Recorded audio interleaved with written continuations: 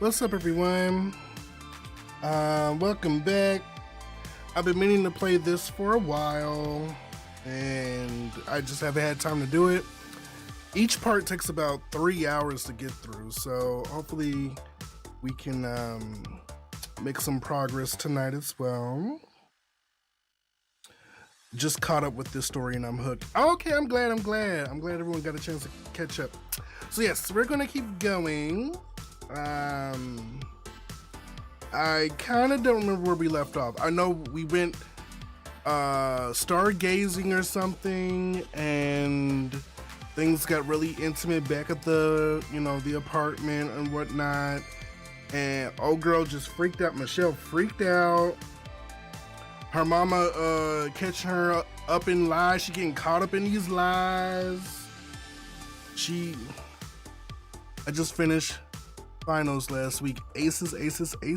Oh, congratulations!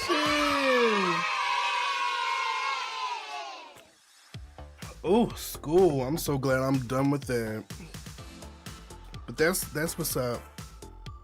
Yes, congratulations. All right, we're gonna jump into it because it is kind of late and I want to get through as much as I can. I hope I can still do the voices. I am currently I'm gonna try to get through the stream tonight. I'm a little uncomfortable because my face is breaking out. I think it's from a shave soap I used yesterday, but literally the whole side of my face is like breaking out in hives or whatever.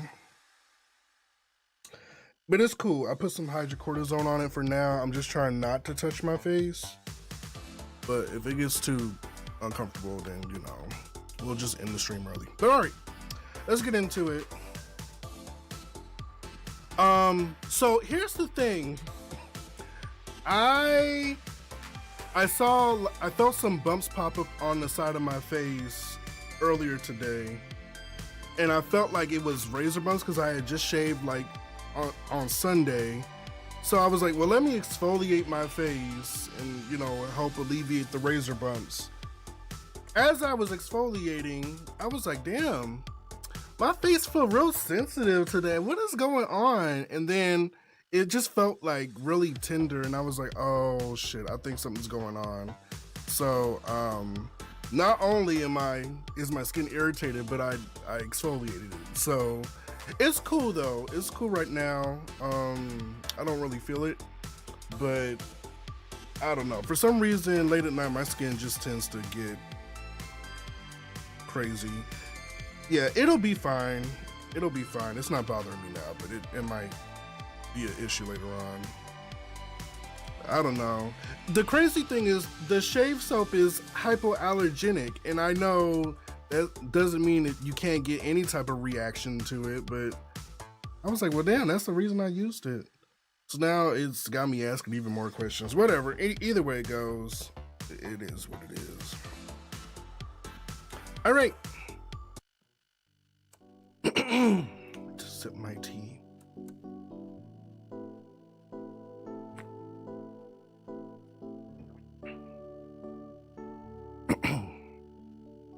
Hey, when are you going back to your work? Oh shit.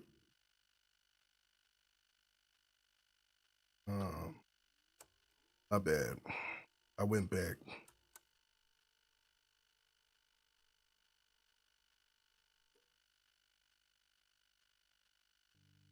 Okay.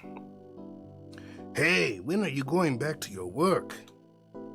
Dad, the World Cup comes only once every 4 years. I don't have sports cable. And you're my only father in this world. Can I spend some time with you? Huh? What are you saying? I'm worried about your future. You think your tapes can keep selling forever? I keep telling you to sell more Cantonese opera recordings. I do have them, but I want to focus more on specific films though. You're in the tourist area. How about getting in those dub versions of Bruce Lee movies? Your brother is doing well for himself, teaching Kung Fu in San Francisco. He's got Americans calling him master. Isn't that great? Yes, that's great. I don't get why you keep all those old foreign movies. People in Hong Kong want to see action films, or something sexy, or something with a bit of both. Be smarter and more serious about your business. I am serious. I'm trying to curate something different. It's not like I'm doing poorly. I'm making money, more than you think. All right. But don't you think this evening hour is important for business? Why don't you consider hiring someone to help then? Why don't you have your shop open? Well, I'm watching the football game right now. Huh? Aren't you as bad as me now? It's not like I close up my shop completely.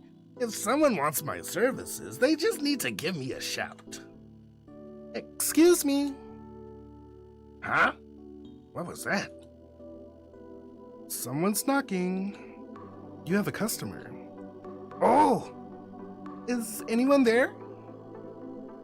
Since you're here, can you get the gates open up for me? Okay.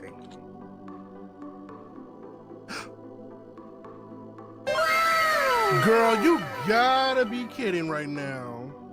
Don't tell me you got another pair of shoes. I know she playing. With these damn, what's the Spanish word for, slippers? Damn, I don't want to sound stupid.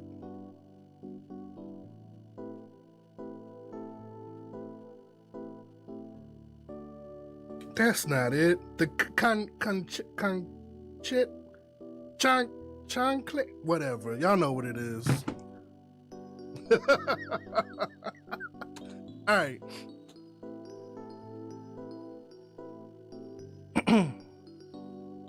Wait, who's speaking? Wait. When I first met Michelle, I was charmed at first glance. I like women with sharp eyes. When they look at you with that piercing gaze, I get goosebumps. Anyway, that's probably why when I saw Michelle looking back at me with those eyes, and seeing her dressed to the nines in a pressed blazer suit, and her feet adorned haphazardly with a pair of pink sandals, I have to say it left quite an impression in my mind. I couldn't help myself to tease her a little. It's in my nature. I can't change this part about myself. Excuse me. Oh, a customer. Wait just a moment. Wait, is this a flashback? Oh, this is a flashback from Sam's perspective. Oh, wow.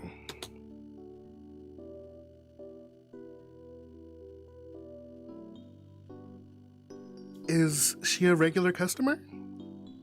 That's none of your business. I got work to do. It's about time you get going. Am I that in your way? Please go. I'm getting hungry anyway. If you're chasing me away, I'll get dinner. I'm not chasing you away. Hey, if you're so free right now, help me pick up some takeout food. What do you want?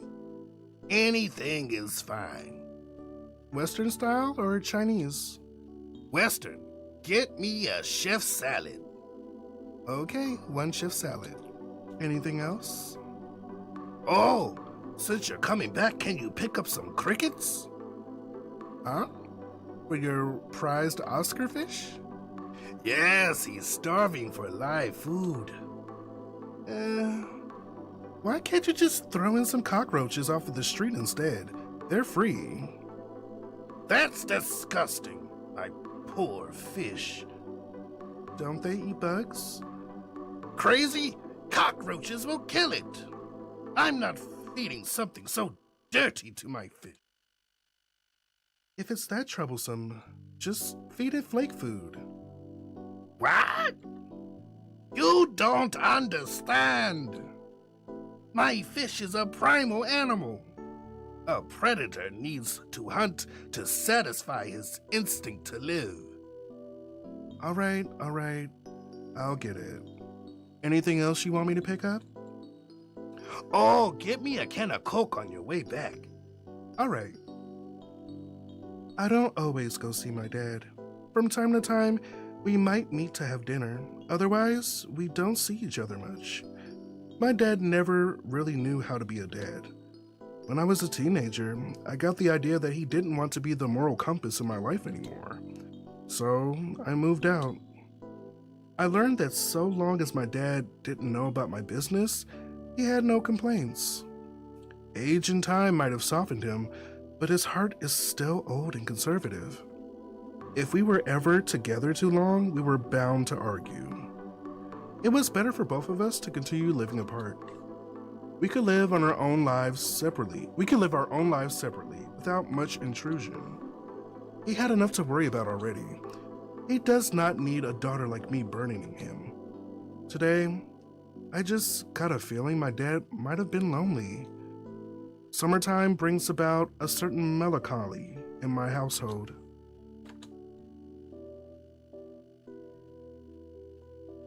I went to a nearby pet store. It was on the way to the restaurant that I quite liked. What I needed to pick up here for my dad was some fish food. I asked the store attendant for a bag of crickets. I also grabbed a container of fish pellets for good measure. That should make my dad happy. I knew he loved watching his fish feed. Curiously, I spotted the same office lady from earlier. She was looking at the goldfish. She appeared lost in thought in front of the tank. I wondered what she was thinking about. I would say I am a careful person, a very cautious person even. I know the cues of social conduct. I certainly wouldn't stick my nose in a stranger's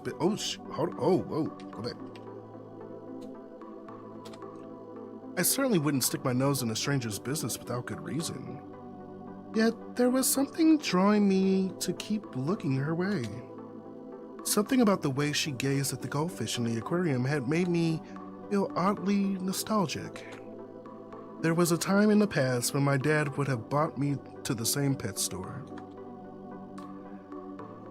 I wasn't even tall enough to look into the fish tanks then. He would have lifted me up onto his shoulders to let me look at all the fancy goldfish.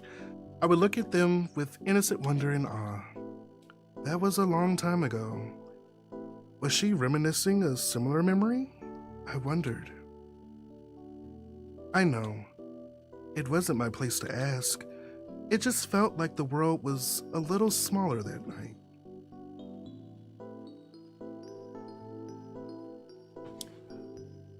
Michelle Fong Ha Chong. I regretted that I didn't leave Michelle my number.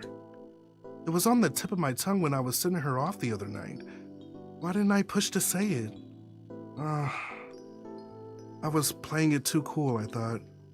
I was never shy about this kind of stuff, but I really should have given her my contact at that moment. Oh well.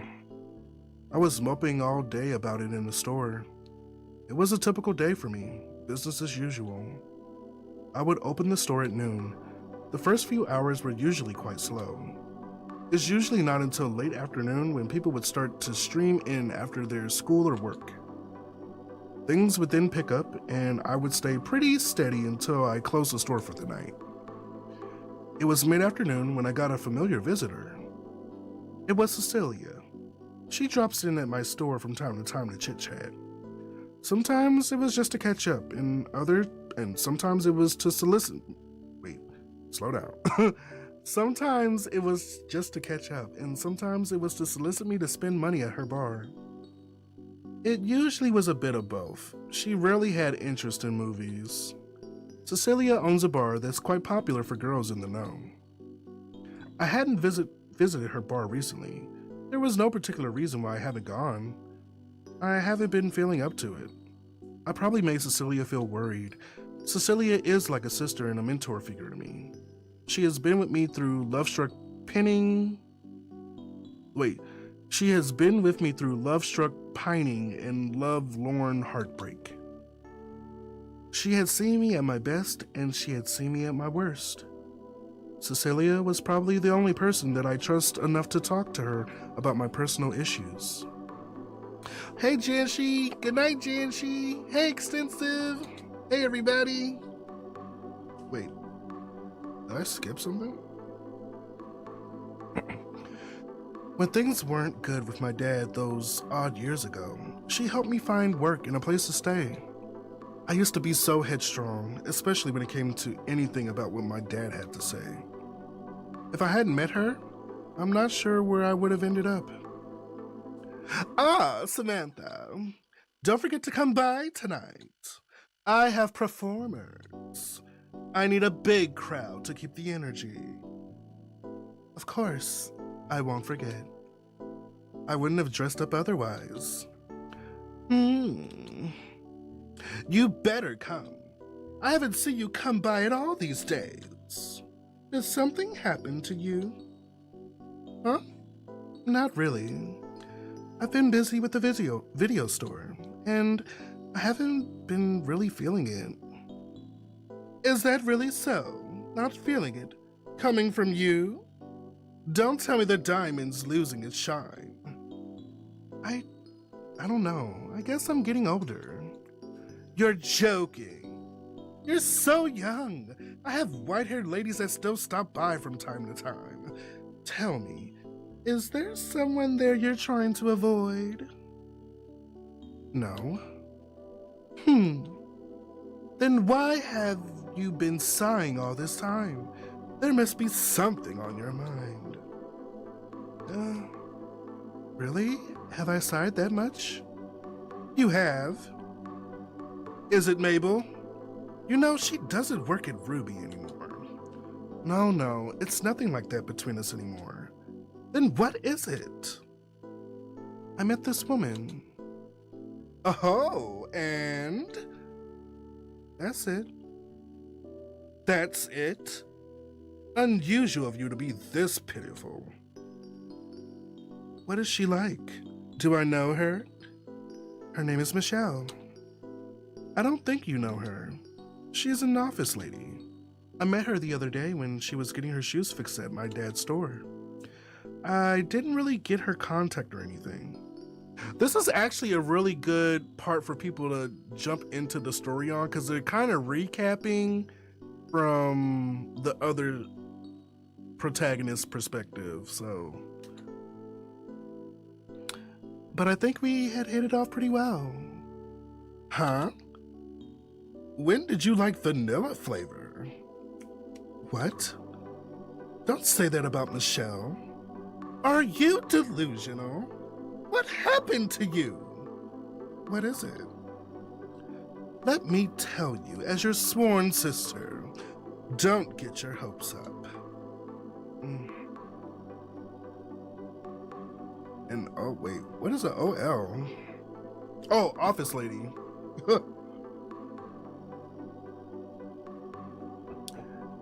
An office lady would want to have anything to do with you. Fun and games maybe, but don't think it'll be anything more.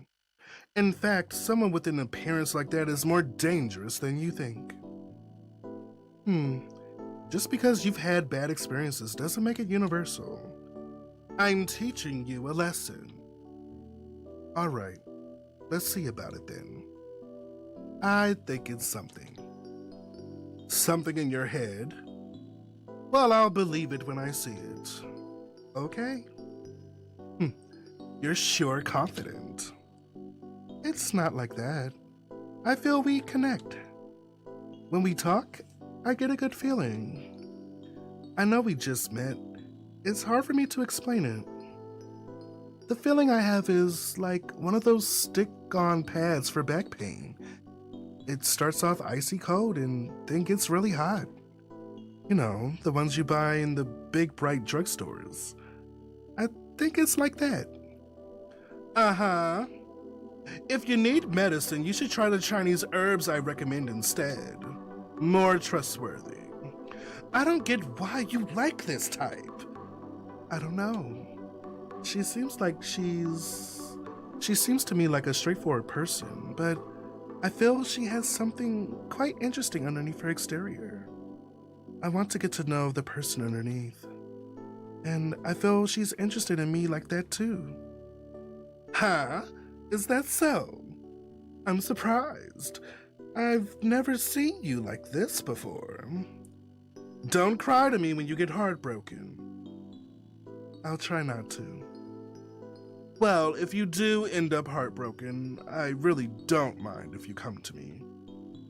One of these days, you have to take me up on a trip to Brazil.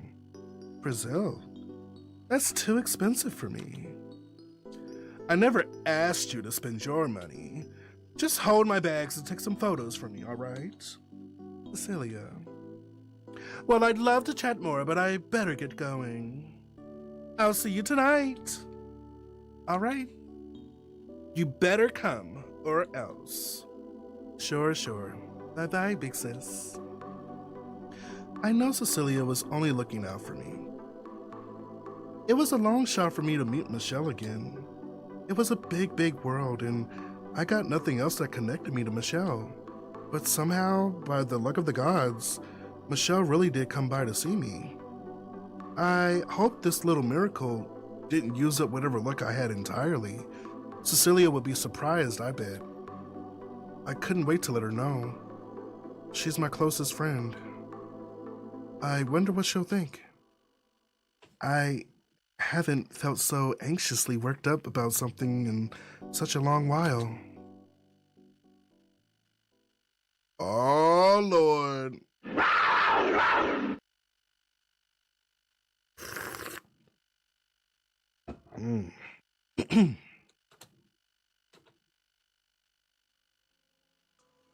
Always dancing on the fine line of subtlety between intent and indecision.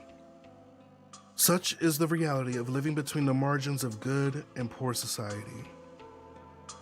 I knew in my gut I could not and should not push more than this, but was I in the wrong? Was I overthinking? Was it all a personal delusion? I know I haven't made my intentions clear, and neither did Michelle. There was an etiquette to follow in everything. If only I had been a man, it would have been all too evident. Some people prefer things like lukewarm water, but I couldn't stand it. Give me something ice cold or scalding hot. Indigestion be damned. I suppose, though, if I were a man, someone like Michelle would have never gone along with me. What do you do? My mother in heaven, I'm sorry. You're watching over an errant daughter. Please, if you're hearing my prayers, please give me the strength and courage to live out the best and most righteous life. I watched Michelle dial a number from my phone. I was cool. I was composed as the ocean. Michelle would call for a ride home, and I would return to sea. But it wasn't as if fish were without desire.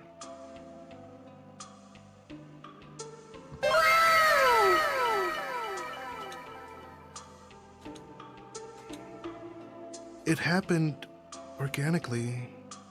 Our first kiss. I admit, the ambiance wasn't quite romantic. The lighting did not bring out the most flattering complexion in either of us. I could hear the Fong's loud talking again.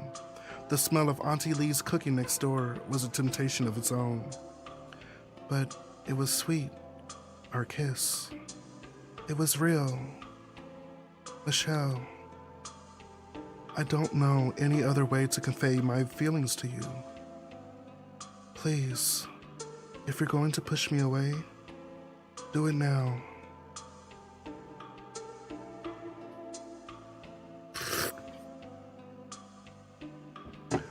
Michelle quietly accepted the kiss. It was a tender moment we shared. When I opened my eyes, Michelle looked away from me. She pushed me aside, gathered her belongings, and left without another word. Michelle is a person within the margins of society. I was thinking that she might have felt differently about me. Though I knew from the beginning that it would be difficult for someone like her to accept such a thing, the idea of romance between two women had probably never crossed her mind before.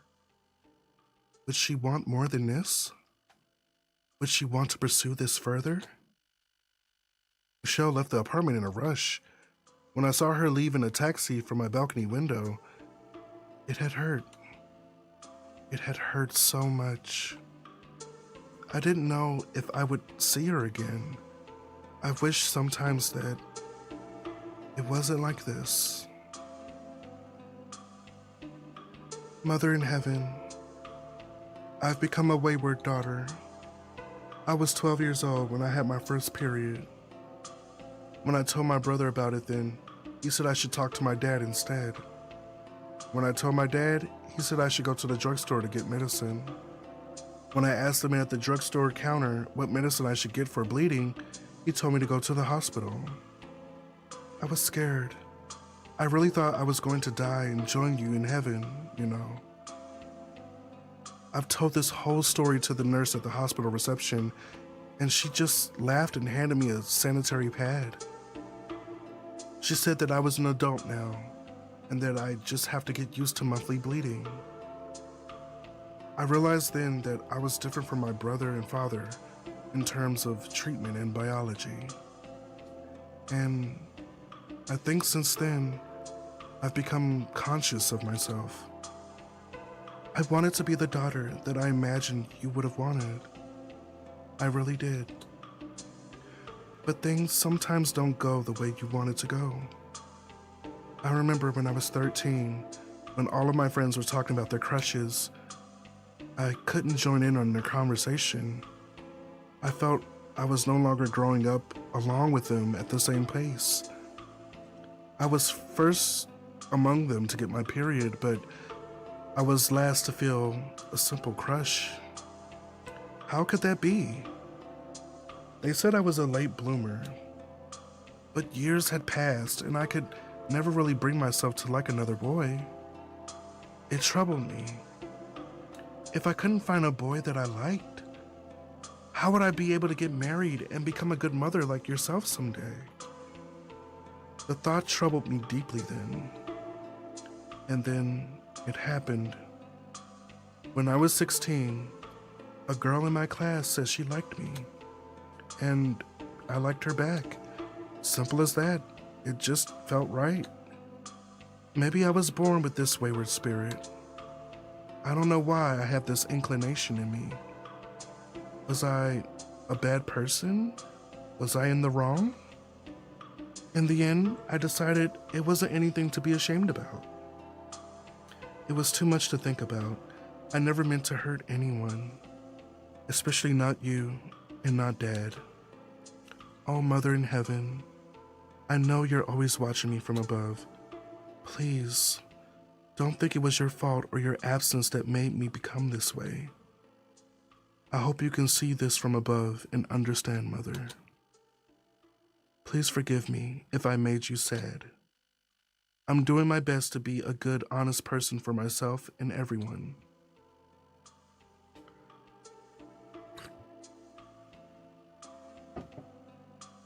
I wasn't a good daughter to my father, but things between us aren't so bad anymore. It's become 10 years since then. Looking back, I can't believe I still did that. Leaving home the way that I did when I was still fresh from high school. My brother had already left for America. It was just me and my dad at home at the time. I had gotten into a big argument with my dad. He did not agree with my after-school activities or the relationships I chose to pursue.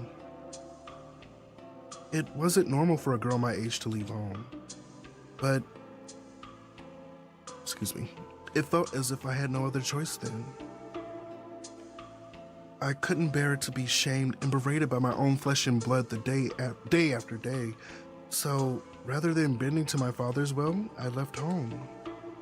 I'd be like my brother and live out my own life. I had a hard time making it out there on my own at first. I spent sleepless nights wandering the city. I hadn't quite finished high school, so I had a hard time finding a job that could afford much of anything. I was running out of money fast. All I took with me was a bag of clothes and whatever cash I could find in the house. Odd jobs here and there weren't enough to cover my living expenses. I rotated places where I could spend the night. I stayed with friends sometimes. Other times I slept at hostels and cheap hotels. I definitely did not consider going back to my dad as an option then. It was pure luck that I met Cecilia. At that time, she was the manager of a bar that I stumbled upon. Something about her particular bar made me feel that it wasn't a bad place to be. So I walked up to her and asked for a job. Of course, I was rejected. But I had a strong feeling about her.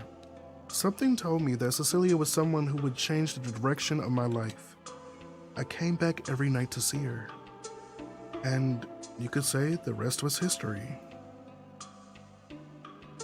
Good evening, gorgeous. You again? I have a name, you know. Beautiful. The nerve of you. For you, it's Miss Cecilia Cortez.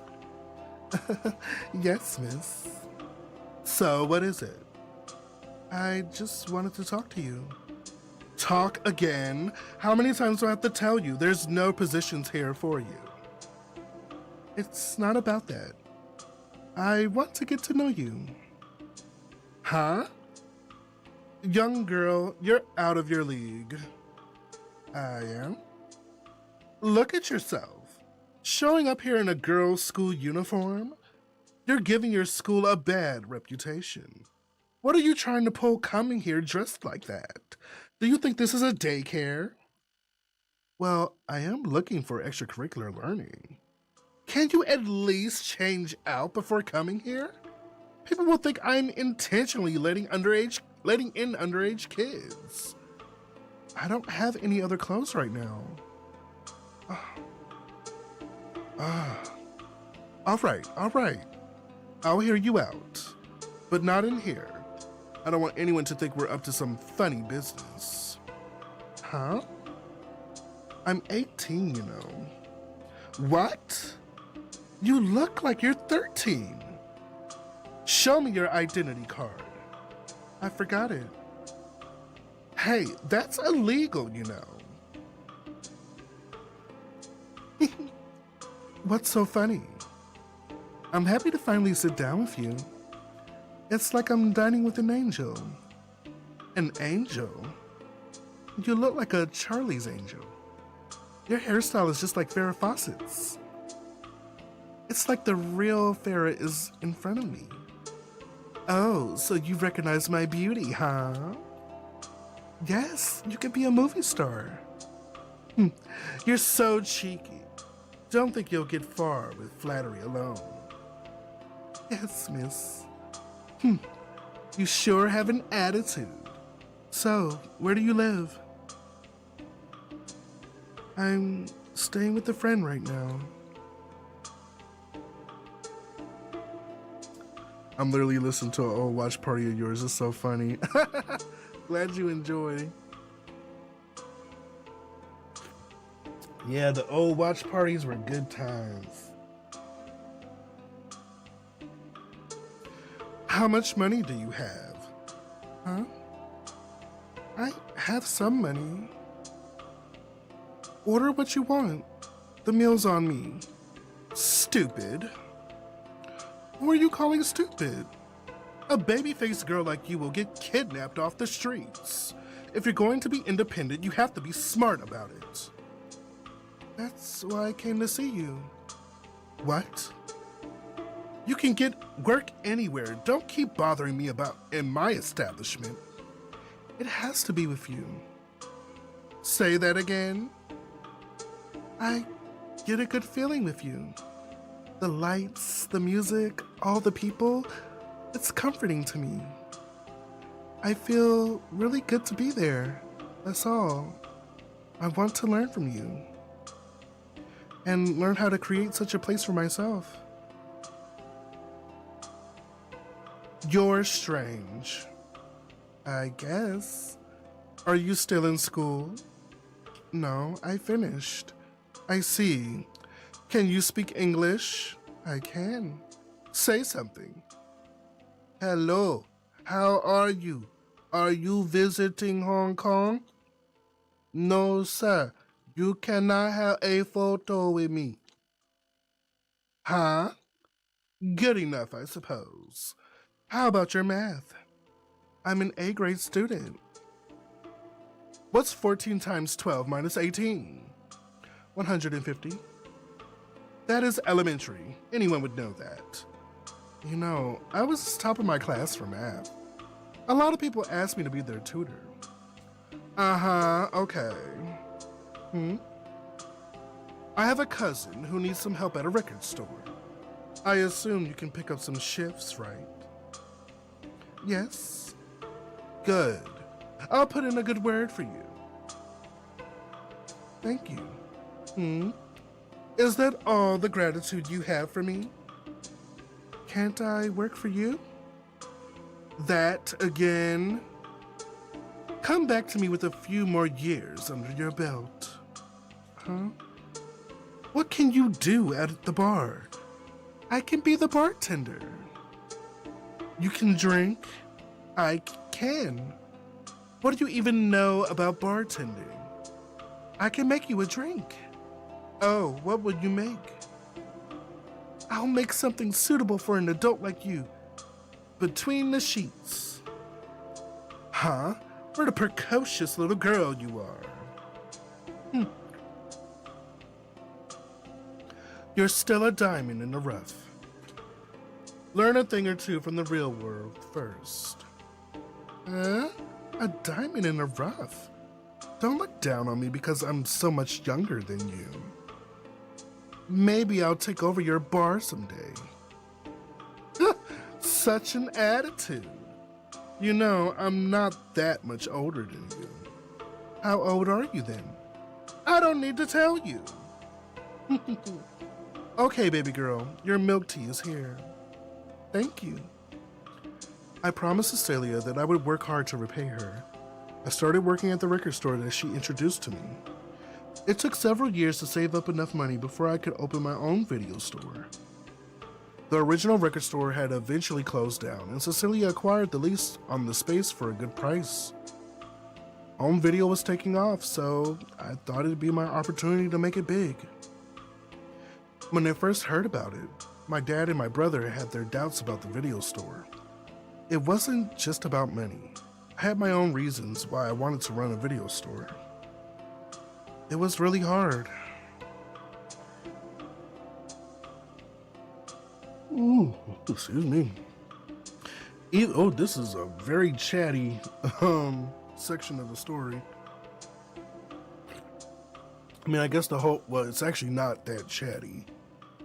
It's more backstory than anything else. Even with Cecilia's help in the beginning, it was difficult to turn a profit. Business was booming for so many people in the new decade. But for me, it seemed like I was going to be left behind in the dust. A few years later, Cecilia had turned the old funk bar into a shiny new disco. She threw a big party to celebrate its grand reopening. It was around the time that I had opened the video store. Hey, Samantha, what's got you looking so run down? I look run down? I guess I'm worn out from all the dancing. There were so many ladies keeping me on the dance floor. I finally got the chance to take a seat. You're so popular. People kept asking me the whole night, who's that sweet dancer? I thought I was supposed to be the star tonight. Huh? Really? Well, maybe now is not the time you should hire me to work at your bar. I could be your star dancer. We could be famous. Huh? What's with that crazy talk? What about your video store? Well, It's not like it's really doing that well. Maybe it'd be better to call it quits. Sorry, Cecilia. I don't mean to always be depending on you. How many times do I have to tell you that it's not an issue? You think running a business will be that easy? I keep telling you that you have to give it more time. Don't get yourself down just yet. Here, here. Let's have another drink together. Let's celebrate tonight. Come on, Samantha. You're a diamond. You have to let yourself shine. Cecilia, I don't know where I'd be without you. Thank you so much. You're really important to me. You're so grown up now. Look at you. I can't believe I first met you here in a schoolgirl's uniform. Do you like my look tonight? Sure, better than before. Don't you think I match you now? What? Are you drunk? I'm taking that drink away from you. I'm only letting you drink Coke. Come on, Cecilia. Enough acting like a big sis. Why don't we dance the night away? Whew.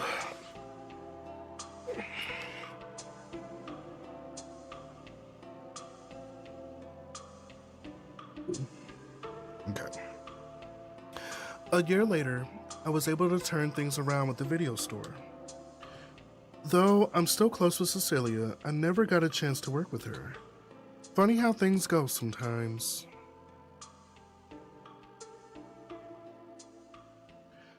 It was Saturday morning. Usually I would be tending my shop on a Saturday, but I had taken the day off as I had plans to meet my dad in Saikun. I heard my phone ring. Aw, shit.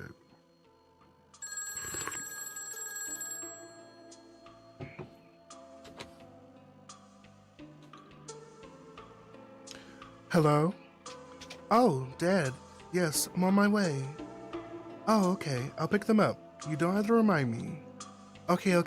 I'll see you soon. I was just about to head out when my dad had called. He called to remind me about getting flowers on my way to meet him. He didn't have to remind me. I wouldn't have forgotten, especially for such an occasion. I heard the phone ring again.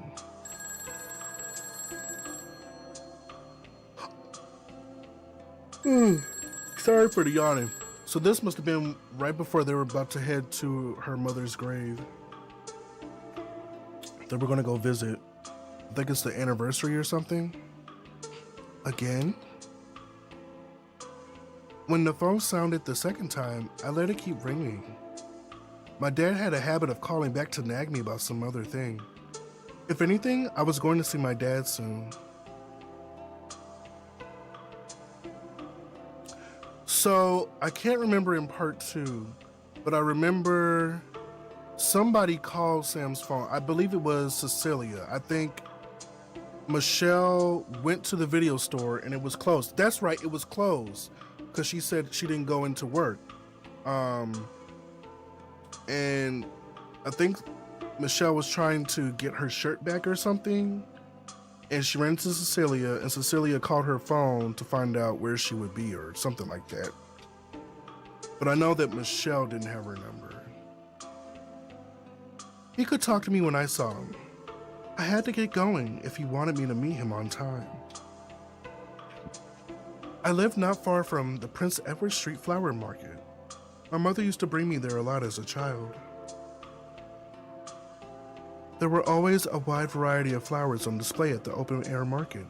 From my earliest memory, I remember my mother had always kept a vase of flowers in her home. Flowers brighten the home and elevate the spirits, she said. My mother, in my memory, was someone who always put on a smiling face for everyone. I remember how satisfied she was to bring me home a fresh bouquet of flowers. It was something that made her happy. I had gotten a bouquet of her favorite flowers. I was about to get on my bike and leave when my pager started beeping. I never thought I needed a pager, but it had been a gift from Cecilia. She said she needed to keep tabs on my whereabouts. I didn't like carrying it around at first, but now I admit it's kind of useful to have. It had been Cecilia calling. She probably wanted to meet for dinner later. I called her back tonight. As I put the pager in my back pocket, the pager buzzed again. I should at least hear her message. It wasn't good to ignore Cecilia. Who knows? Maybe the shop was on fire. I dialed from the nearest phone booth. Cecilia had left me a message. It was about Michelle. She said briefly that she had met up with Michelle and that Michelle was waiting for me in the store. What was this? Of all the days that I actually have to be out, what should I do? I had a bit of time to spare. Oh, Mother, I'm sure there's something else on my mind today. Please forgive your daughter's impure heart. She can't play around with games of romance for too much longer. Please understand, she's trying her best to live an authentic life. I made my way back to the shop. I saw from afar that the gates were shuttered. Was Michelle still there? I saw someone standing alone in the front of the store. Ah, it was none other than Michelle. I quickly parked my bike and ran towards her. Michelle!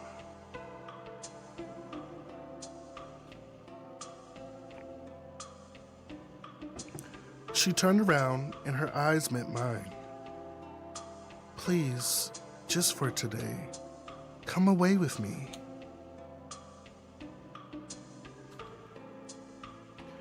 Yep, and she rolled with her. I had brought Michelle to Saikun to visit my mother's grave. It was a special occasion. My mother is someone dear to me. I wanted Michelle to understand this side of me too.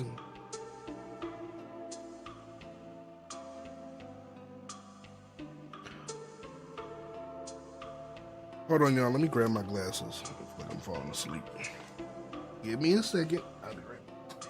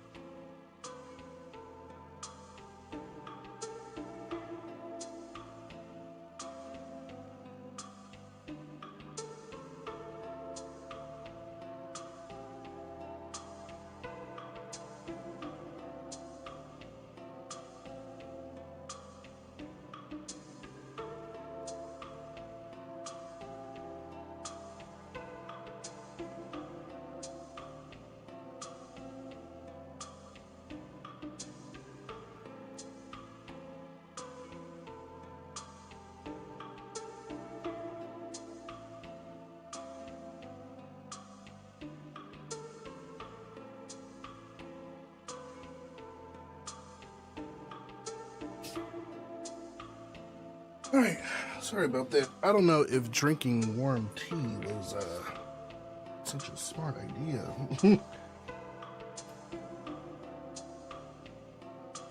Reading always makes me sleepy, but I wanted to, warm my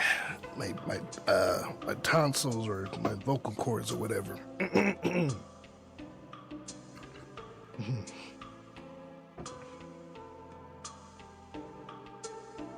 Oh, that's probably why too. I don't have my lights on. Okay. Afterwards, we had lunch in Saikun, and we took a stroll around the town site. It was late afternoon when we had finished looking around, when Michelle pointed out the sign for stargazing. I suggested that we go to a place where she could see the stars. I didn't want to go back just yet. I wanted to prolong the time we had together for as long as I could. Once we leave this place, would she still want to meet with me? I don't know what she truly thought of me. It was selfish, I know. I didn't want to let go of her time just yet.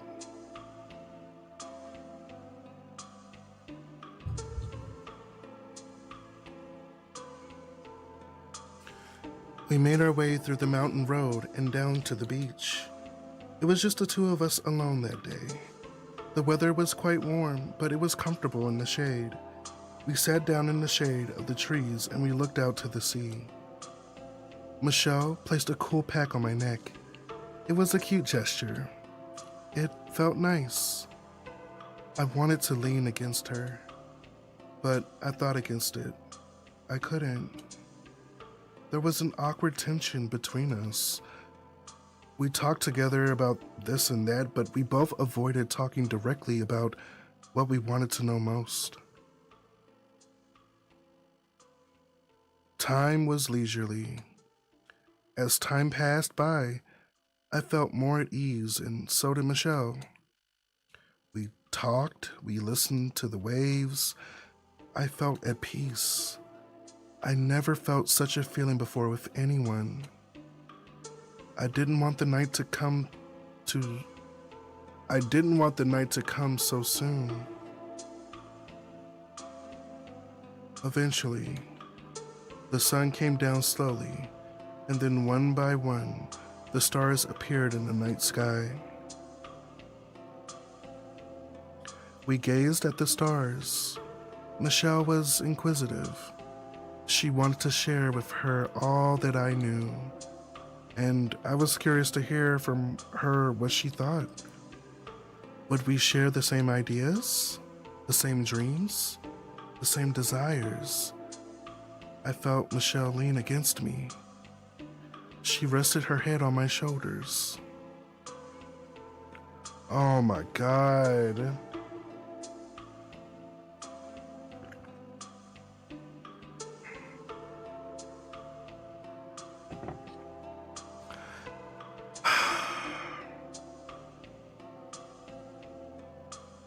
It's so cute. I can't. Okay.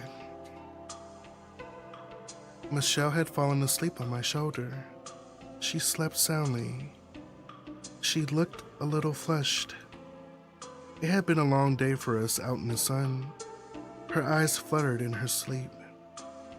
I wondered if she dreamt a dream. I gazed at her sleeping face and wished upon the stars, a small wish. I didn't want to ask too much, but if I could be someone in Michelle's life, I'd be very happy. I didn't want to ask more than that. I just want her to be happy.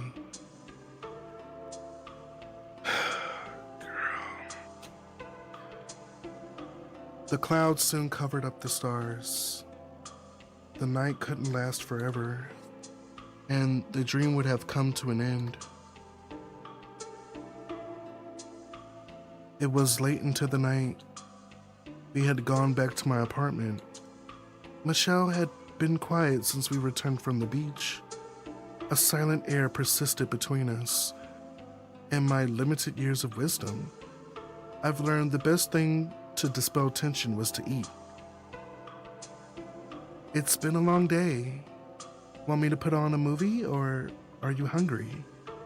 We could get something to eat. There's still a lot of late night eateries open here. Sam, I'm not hungry. Oh. I wanted to know from Michelle what she felt about me. I had always been confident about my intuition, but I didn't want to ruin the already perfect day I had. I was content. I didn't want to push Michelle away again like I'd done last time. Sam? Michelle. I felt Michelle hold on to me from behind. I turned to face her. She asked me quietly with anticipation in her voice, "How do you feel about me?" Forget it. It's nothing. I shouldn't hesitate. I should tell her how I felt. I like you. What do you mean? I gotta work on her voice. Sorry.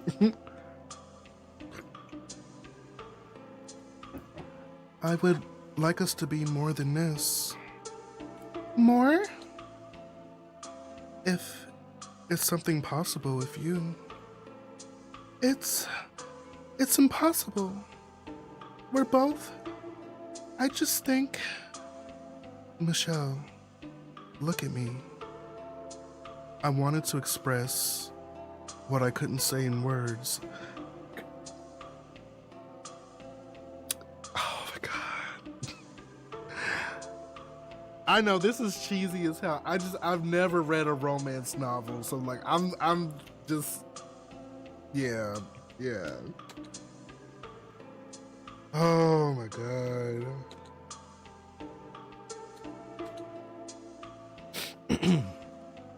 Was I unfair to Michelle? I adore Michelle.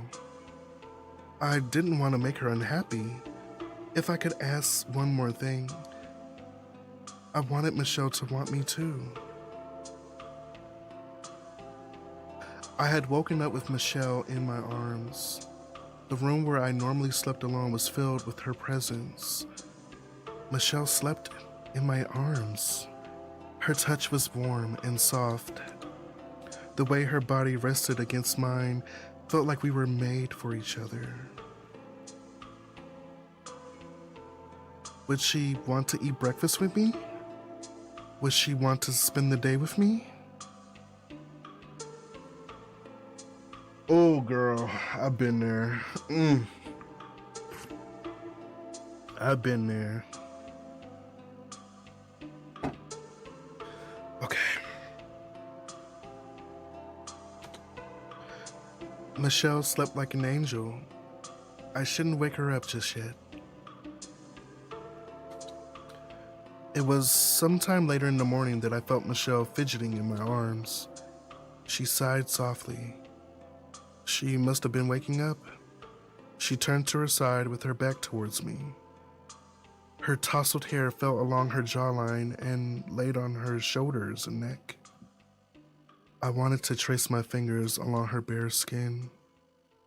Michelle seemed so delicate in my arms. I wanted to hold her closer. I wanted to call out her name. Michelle. Michelle? Michelle, I like you. Michelle slowly turned to face me. Oh, she ended up spending the night, honey. Yeah. What had happened was,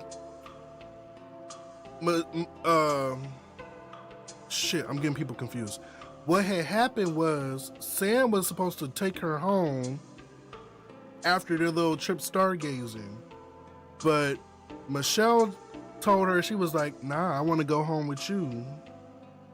And so they went to the crib, and then like They was talking, it was real cute. It took a while for things to unfold.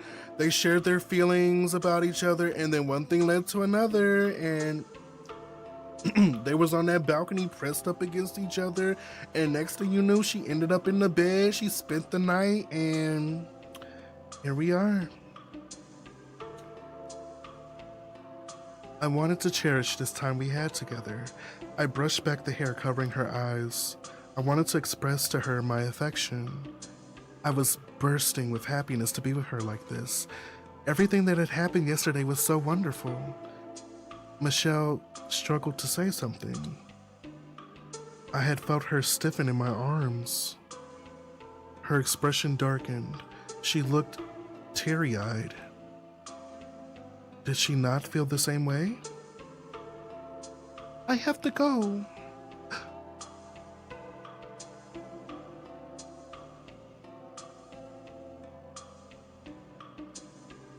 Oh, I feel so crushed.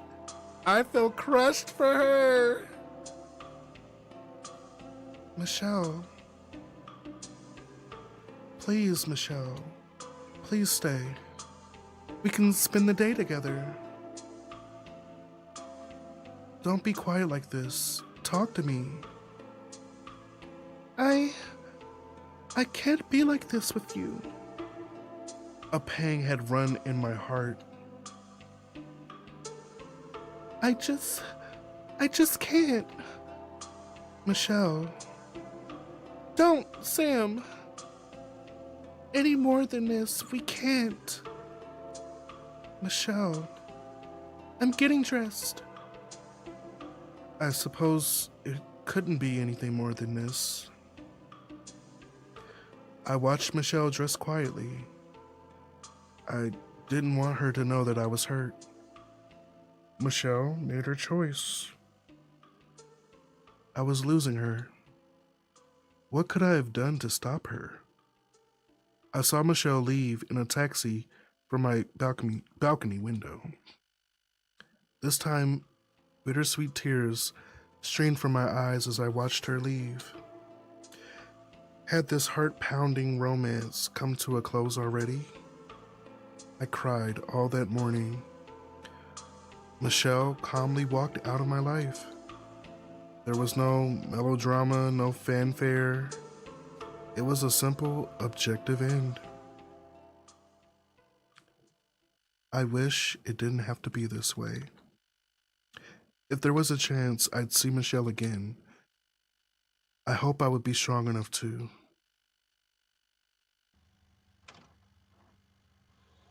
Oh.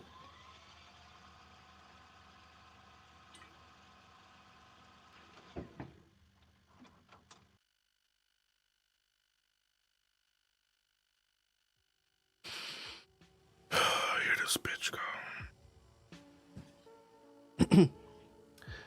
When I was a young girl, I imagined myself getting married at 25. My spouse would be handsome. He would be from a wealthy family. I would have 2 children, a girl and a boy. We would live in an apartment with a view. On sunny days, I would take my children to play to the park. To the park to play. And on weekends, we would have afternoon tea with my mother and my in-laws. It was a picture-perfect life that I had imagined for myself when I was a child. I haven't thought about marriage in a long time. I was busy with school, and then I was busy with getting a job and progressing my career. Did I still imagine such a life for myself? If Sam was a man, would we have met differently? And maybe it would have been... No, it wouldn't have been the same.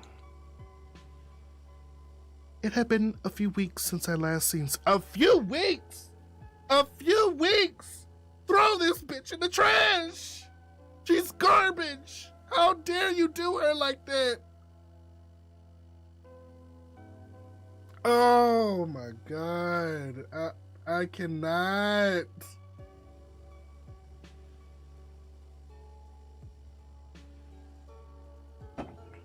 I wish a nigga would ghost me for a few weeks. Oh wait, that has happened. Never mind.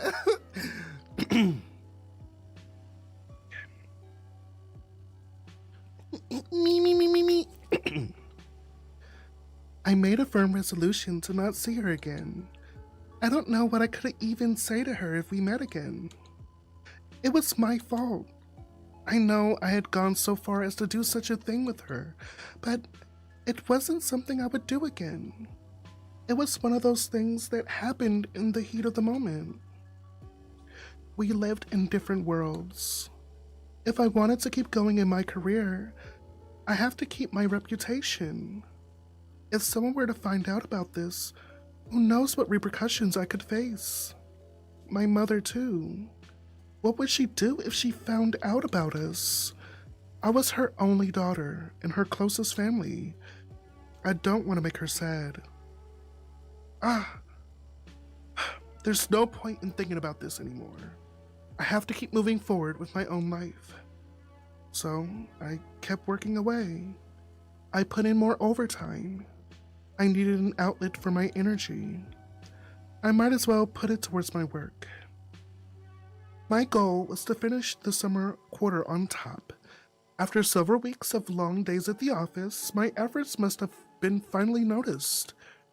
My supervisor came over to my desk to personally thank me for my hard work. She said I had contributed so much to the company that my coworkers needed time to catch up with my reports.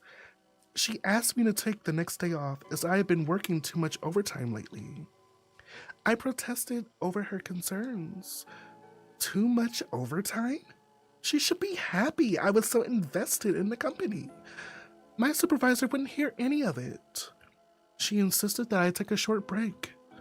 She shooed me away from my desk, going so far as getting Joey to escort me home. What would I do on a weekday when I don't have work to go to?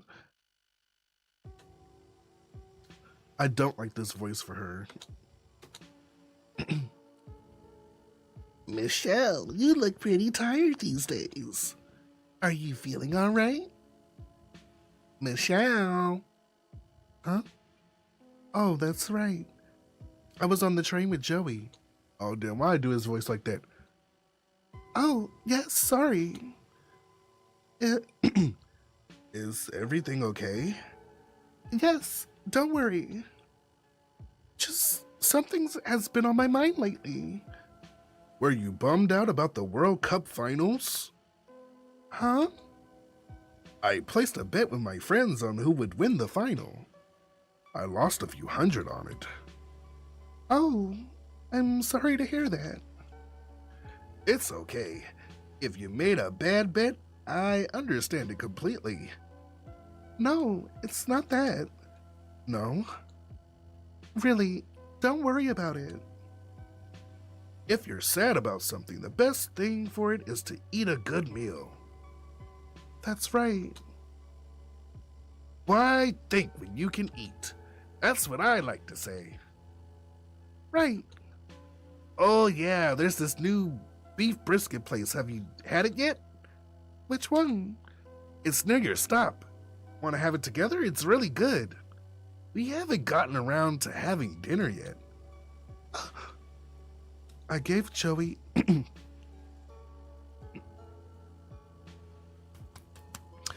I gave Joey a look over. He's nice. He's well educated. He has a good job. He's not bad looking. He seemed like a smart and clean-cut guy that my mother would approve of, I guess. I should give this beef brisket place a chance. It was on my way home after all. I went with Joey to the restaurant. It was a small cedar restaurant that specializes in serving beef brisket noodles. There was a line out the door, but they had turned tables quickly. People in groups of 3 or less were seated with other small groups and shared tables to move the line faster. I didn't care either way, to share or wait for another table.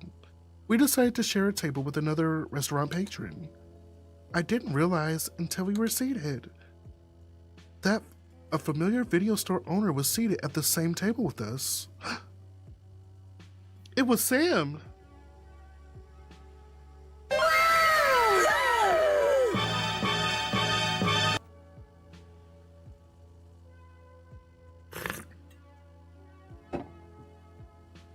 Honey, I ain't even got my fan. Woo child. Woo child. Of all the people I could have ever run into at a restaurant, it had to be her. She made a glance towards me as I took my seat. Oh my God.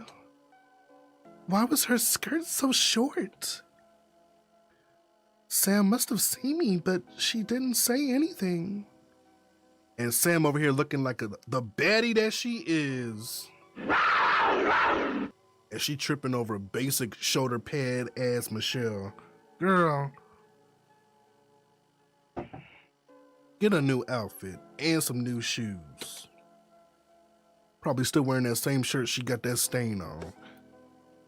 I think I think she was as surprised as I was. Joey, oblivious of all tension, took a seat between us. I can't believe we got in that fast. Right, Michelle? Yes. Excuse me. Joey awkwardly bumped into Sam as he took his seat.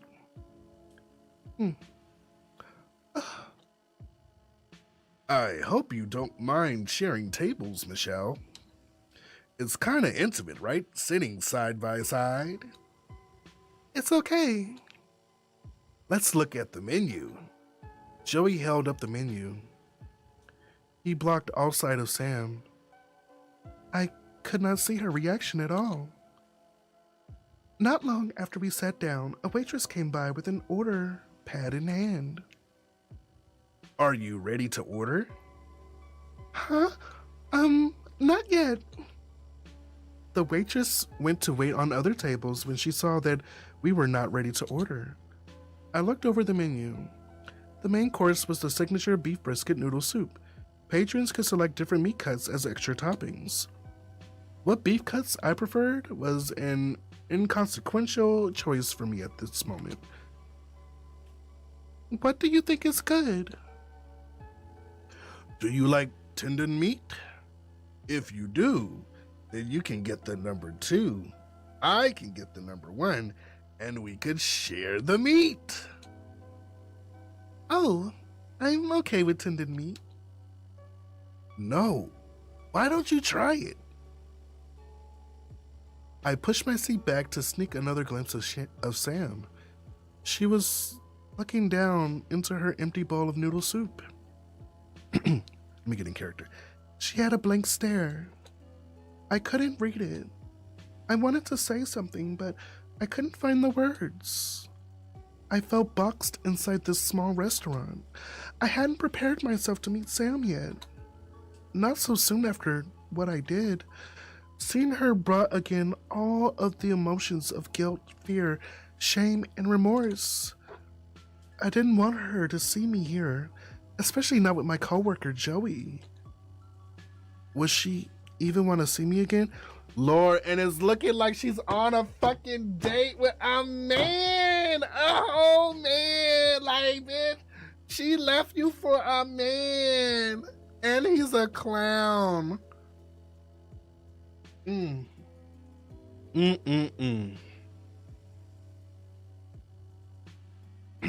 Did she hate me? Excuse me, Excuse me, miss. May I get the bill, please? Okay, here's the... Okay, here's the bill. The waitress had grabbed the bill for Sam. Sam paid in cash and walked out. She didn't bother waiting for change. Damn. Oh, girl, that's expensive. No, it's not expensive. You just broke, bitch. That's it. She definitely saw me... She definitely saw me for sure. But she didn't say a word to me at all before she left. It was still summer, but the gust of air from the door opening as she left felt cold. Waitress, we're ready to order. What do you want to order? I'll have the one number one. And Michelle? You'll have the number two, right? I should make a choice. I had been going along with the flow of things, not considering what I desired most. This decision might be an inconsequential choice in the end, but I didn't want to have any regrets. Girl, go after her now. Get your ass up and go get your woman. Go get her. Get her. Should I should I go after Sam or should I finish my meal with Joey? It's true, I didn't end things cleanly with Sam, but I had already made my decision that morning. I didn't need to say anything more to her, right? Not I'll have the number one. Bitch.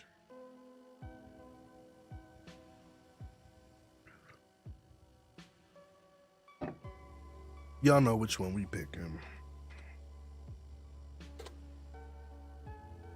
Wait! Huh? I'm sorry. I just remembered I had something important to do right now. I have to leave. Oh. Was that your friend there? You two kept looking at each other. Yes. If it's something important, it's better to talk face to face. You shouldn't keep her waiting. That's right. I'm sorry. I'll make up a dinner with you next time. Please enjoy your meal today, okay? I will. I'll see you next time at work. Yes, see you. Excuse me. Okay, waitress, I'll just have the number one then, and make it an extra large. I excused myself and made my way out of the restaurant. I was upset. I was scared. I was hurt. I was overwhelmed by emotions. What I did last time to Sam was awful. But to be given the cold shoulder from Sam like that, it pained me. It was as if we ceased to exist in front of each other. It was what I wanted from the beginning, but it shouldn't be like this. I shouldn't have ended things with Sam like that. I didn't want Sam's last impression of me to be a misunderstanding. I followed after Sam. It was dark now. Rain was lightly drizzling outside. The clacking sound of my heels echoed loudly in the narrow roadway outside. Sam must have heard me running after her, but she didn't turn around. She got on her bike and started up the engine. The sound of the motor was loud. Was this all that will be between us? I didn't want to accept it. Not like this.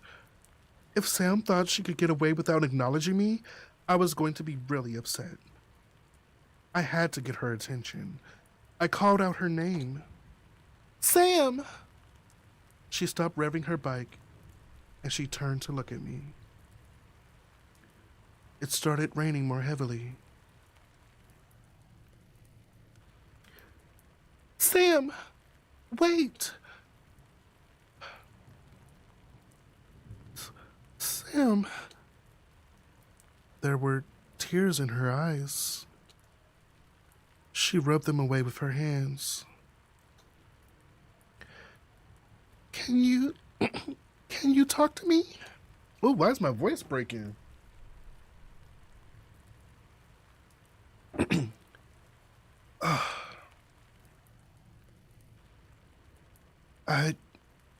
I just don't want to see it. Huh? Wait! Don't walk out on me like this. What? You're the one who walked out on me. That was because...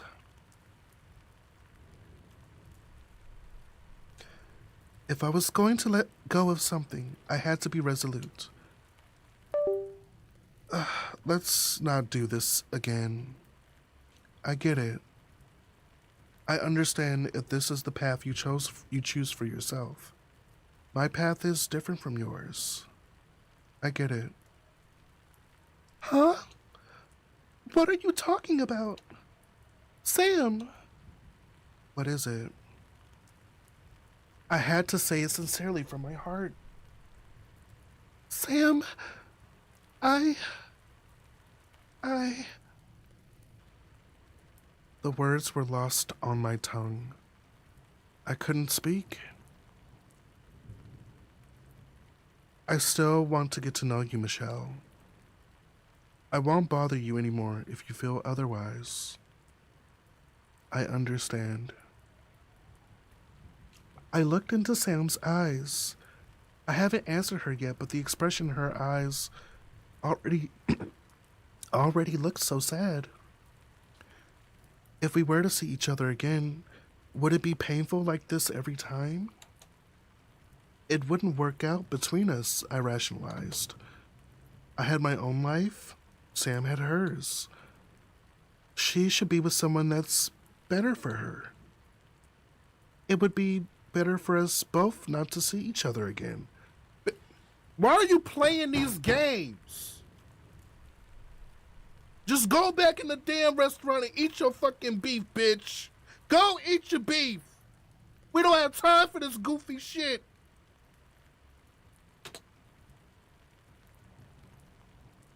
The hell?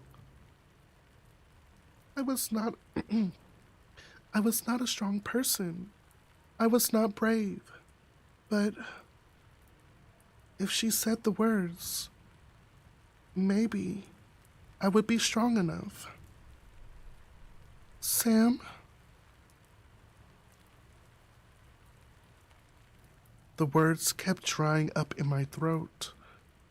What was I doing just standing here? It's all right. I get it. You don't have to say it. Get what? Sam had a look of resignation. Has she given up on me already? I did something wrong to her. I still haven't owned up to what I did. This was my last chance to make things right between us. If I was going to end things cleanly between us, I had to tell her. I had to say it. I want for us to be more than this. Please, give me another chance. Michelle? Are you sure about this? Yes. You know the feelings I have for you. I love you. Even in a short period of time, I love you, Michelle. Sam, I'm not going to run away this time. Michelle. It started to rain heavily. The thick rain droplets fell from the sky and pelted us both. Was it typhoon season already? It didn't matter. This was not the time for me to run for shelter. I walked straight towards Sam while the rain continued to fall. Michelle is the boring one in the office, the office lady. Michelle's the office lady, and Sam is the one with the long hair.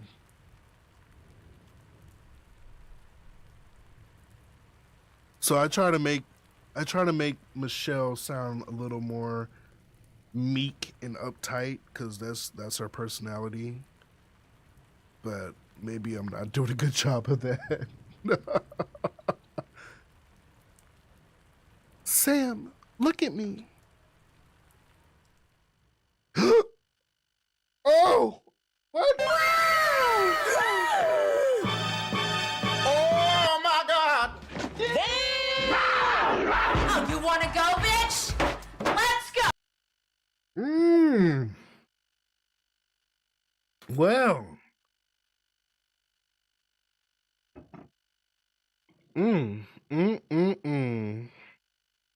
Would you look at that? This is crazy.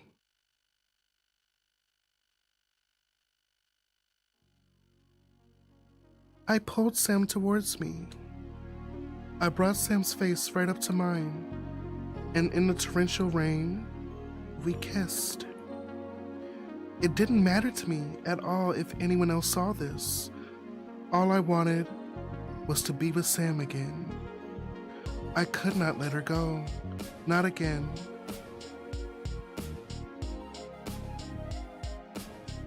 There was a moment of pause before Sam returned my kiss.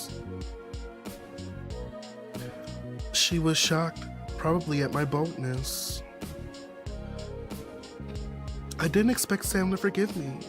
It was understandable if she did not want to reciprocate my feelings. I readied my heart, but when I felt Sam put her arms around me and kiss me back, my heart overflowed with joy. I was crying tears of happiness. I've never felt this happy before. The world around us seemed to pause for this moment, but of course, it never actually does. The rain continued falling on us, so much that our clothes became heavy from the rain. It's raining so hard. What should we do? Let's get out of this rain. Would you like to come back to my place? Huh? We can talk more and get ourselves dried. It might change into a storm if it keeps pouring like this. Sam, Michelle, I missed you. I miss you too, Sam. It's a short ride, but would you mind sitting behind me? On your bike? Yes, if that's all right with you. No, it's fine. Hold on tight, okay? Mm-hmm.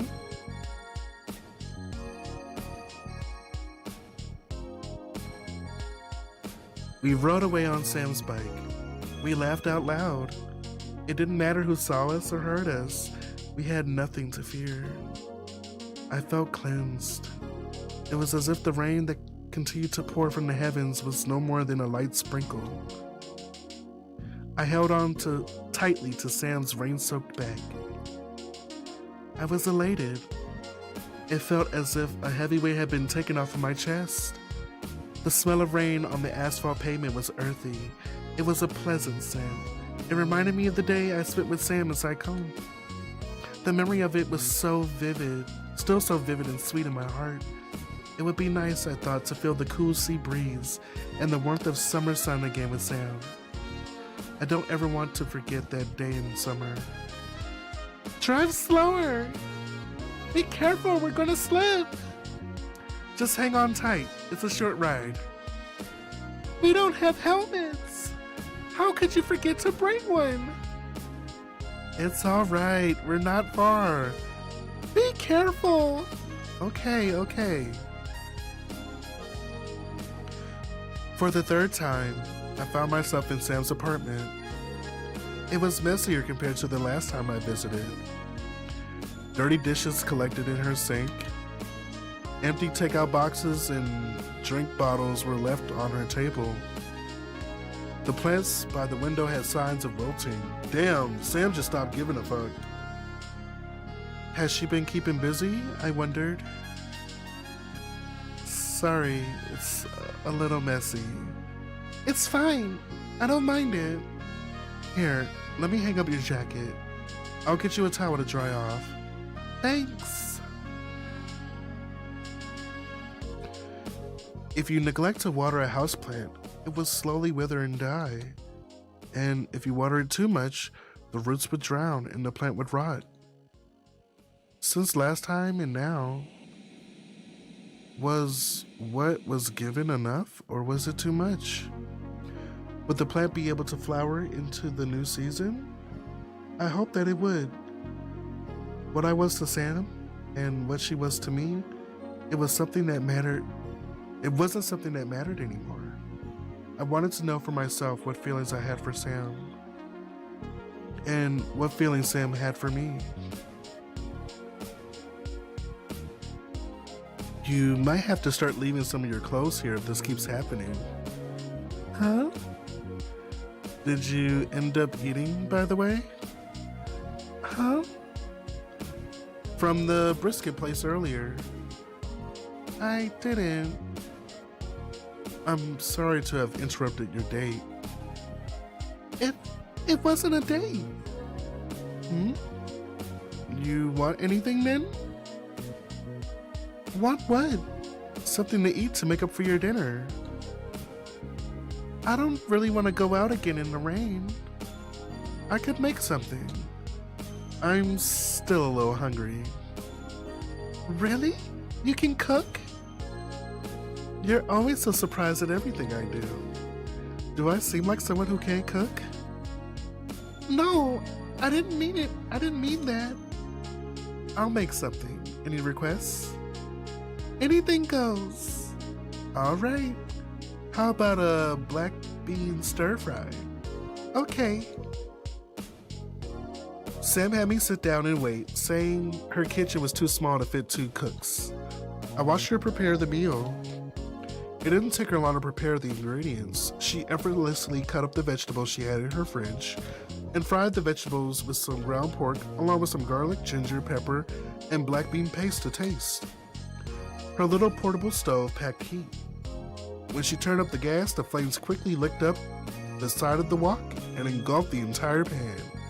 The ingredients were cooked in no time. Sam must have cooked a lot in the past.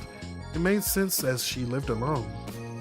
She didn't seem to flinch when the oil sizzled and popped, nor when the flames erupted from the wok. If I had an older sister, she might have cooked for me like this. I wasn't a spoiled little sibling, though. And Sam wasn't my sister. It's ready. Huh? Only one side dish? Huh? It's not enough? Well, I'm used to having a variety of dishes. You have too many complaints. Please compliment me for once. How is it? Does it taste good? It's not bad. That's it? Not bad means it's not bad. It's a compliment. Oh shit, go back. If it's not bad, then you should say it's good. If it's good, I'll say that it's good. What the fuck? What? Girl, you came over here for this? It's not good? It's good enough.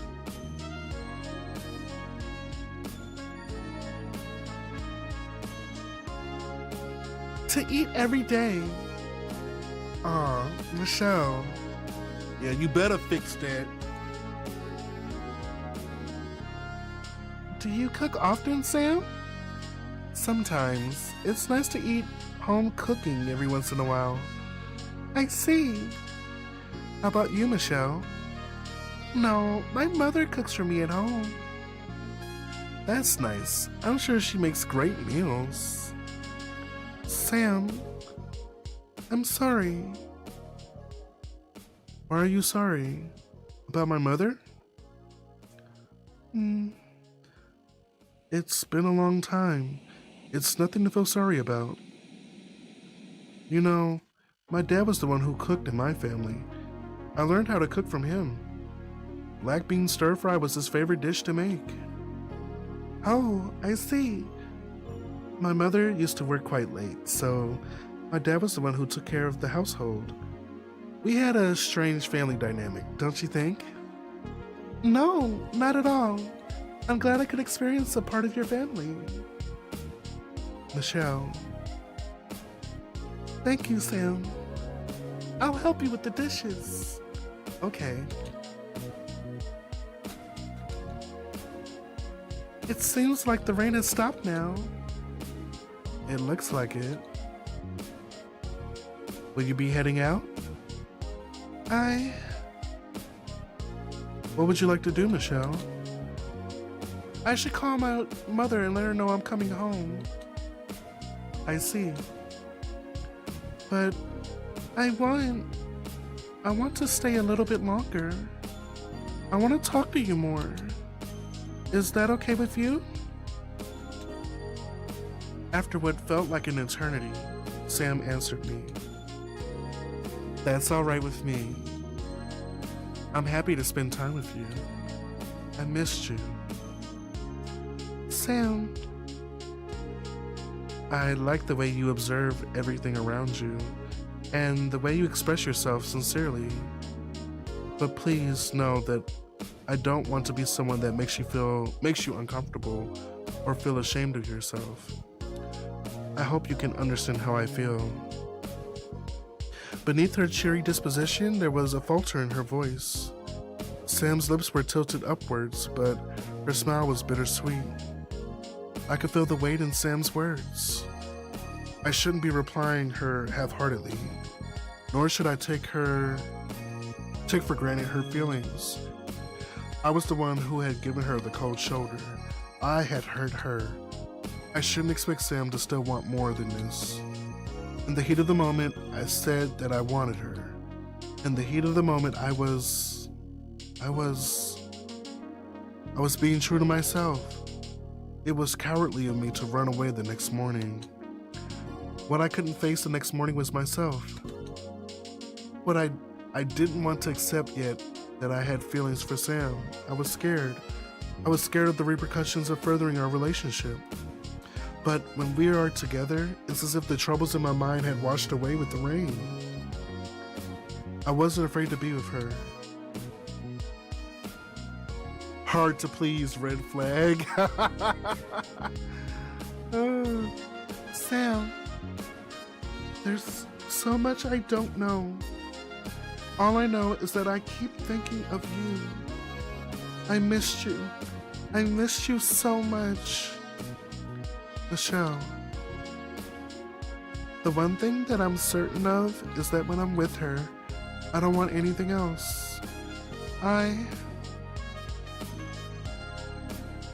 Michelle, I know we share something special. Please, let me be a part of your life.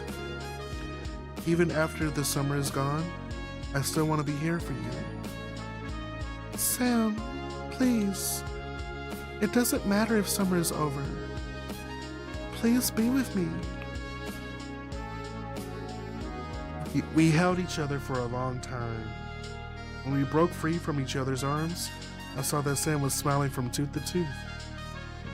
I felt giddy too, as if I was on the moon. I've never felt this way before with anyone. One day, I'll be able to properly convey my feelings to Sam in words. I couldn't find the right words just yet. What I felt for her was more than affection between friends, and deeper than mere physical attraction. I wanted to learn more about Sam and the world around her.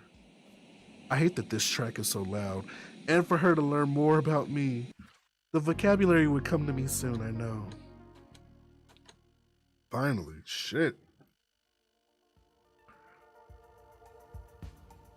I feel like the game is coming to an end.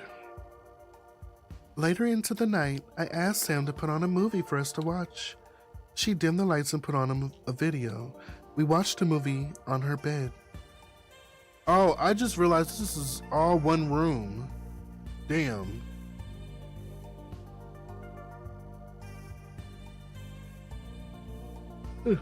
It was a light and funny movie. Sam laughed candidly. She leaned her head on my shoulder. Her hair smelled nice, I thought. It was so good to spend time together again like this. The day on the beach with Sam was so dreamy. I wish I could relive that day with her.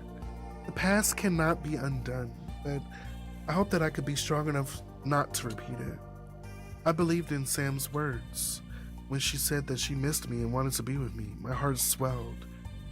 I was happy that I could make amends with Sam, though a part of me was scared. I was worried that I might have mired something in our relationship. A tiny voice in my head wondered, would Sam still love me the same way? Would it be possible for us to be as we were in the past? Sam was such a nice and gentle person. She had never done anything to hurt me. She has always been kind to me. Trust, it was something difficult to gain and something much easier to lose. The 2 months we were apart felt like a century. I looked for Sam's glances during the movie. I wanted her to look at me the same way that she did before. But there was some reservation in the way she was around me. I could never really read Sam that well. I wanted to know how she truly felt. I leaned back against Sam's shoulder, and she automatically wrapped her arm around me. Her hand rested on my thigh. Sam moved her palm up and down the creases of my skirt slowly, as if it was her own idiosyncratic habit. I shifted my leg and fidgeted in my seat. I felt guilty that I couldn't really pay much attention to the movie. A movie could be saved for viewing at another time. Tonight, what I wanted was to affirm the love that we have one more time.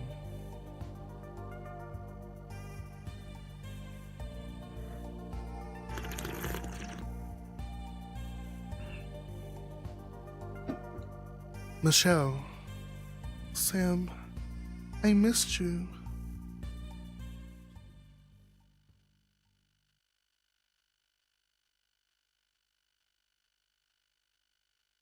There was something incredibly indulgent about waking up late on a weekday that made it seem almost criminal.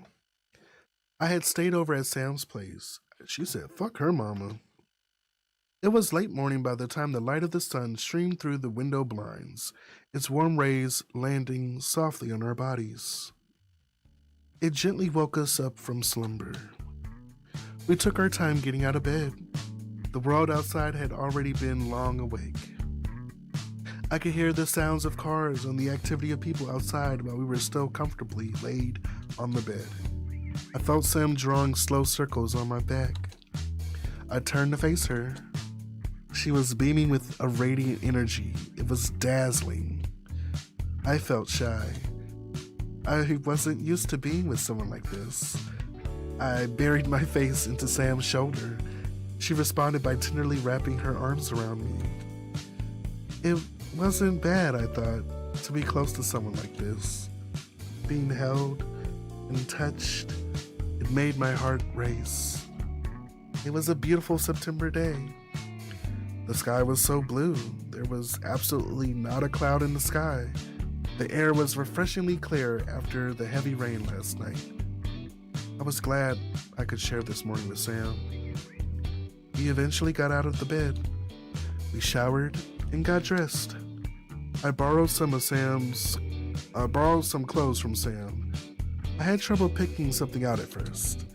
Sam's closet was full of flashy, colorful outfits. Only Sam could pull them off in the way that she does. I looked for something more plain and simple. While I was deciding what to wear, I noticed Sam was putting on a pair of jeans. And I thought it might be nice to match her a little. I picked out a cream-colored turtleneck and a stonewashed denim skirt to pair. Ooh, look at y'all! Y'all looking cute! Sam got the hair up. Girl, she got the blazer out.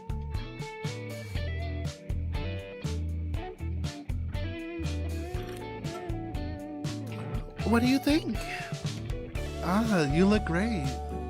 You could be Miss Hong Kong. Really? Is that a compliment or an insult?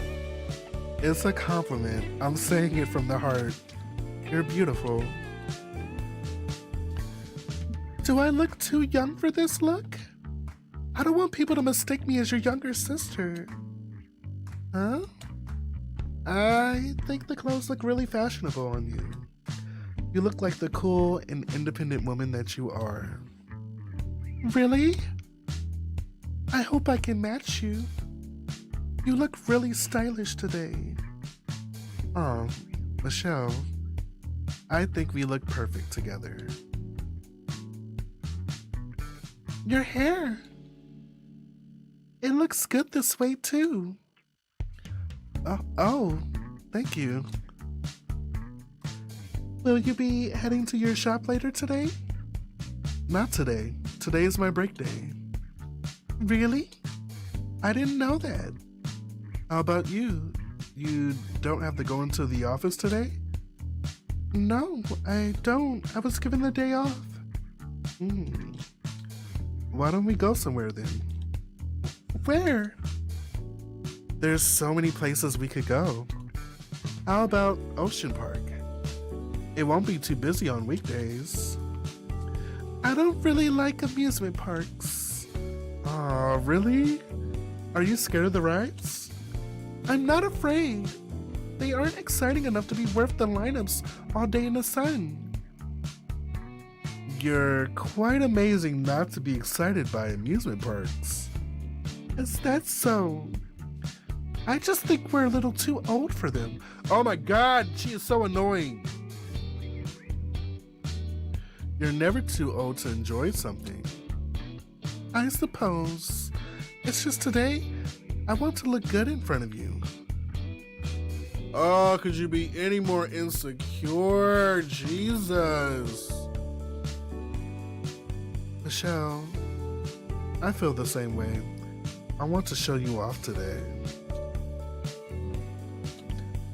What would you like to do then, Michelle? Anything is fine. No, the fuck it's not. She just gave a suggestion. You shot it down. Anything except for amusement park? Yes. Couldn't be my girl.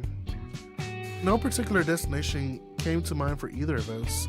We decided to go to the metro station and make our choice there. We played a game.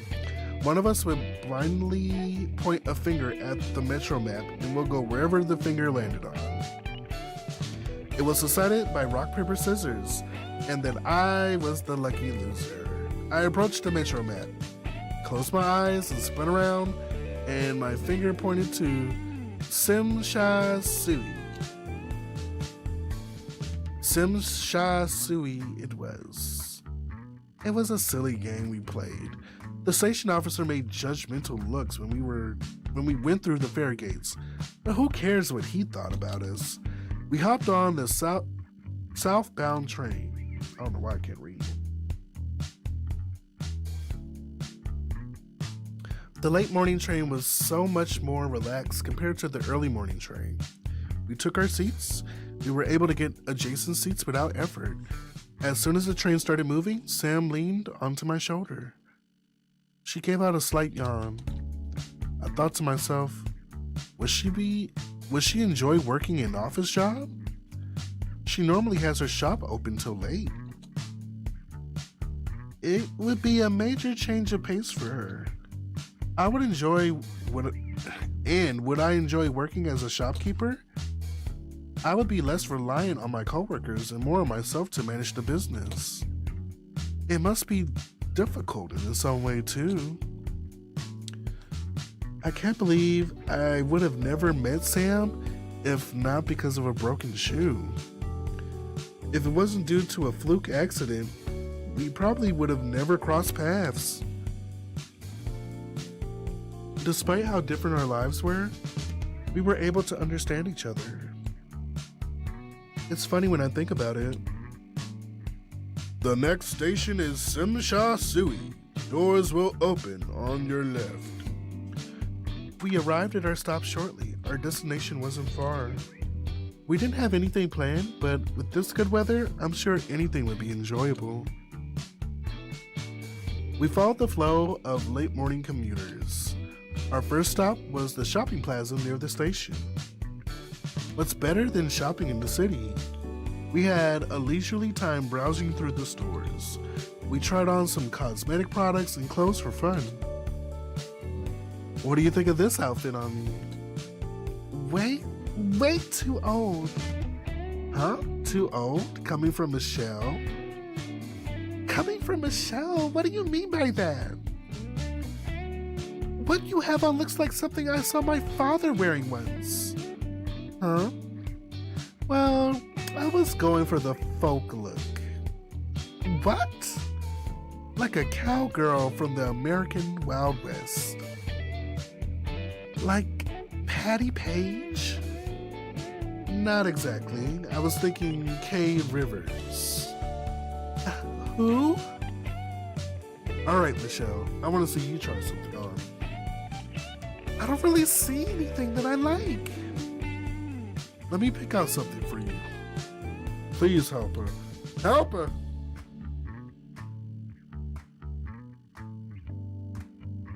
Michelle, come out. Wait, I'm not ready. It's difficult to put this dress on. Okay, I'm about to come out. If it doesn't look good on me, just say it, all right? Okay. Don't try to flatter me.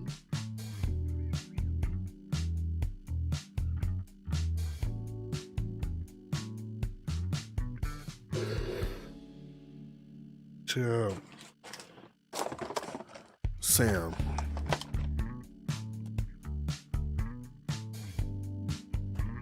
What the hell is this?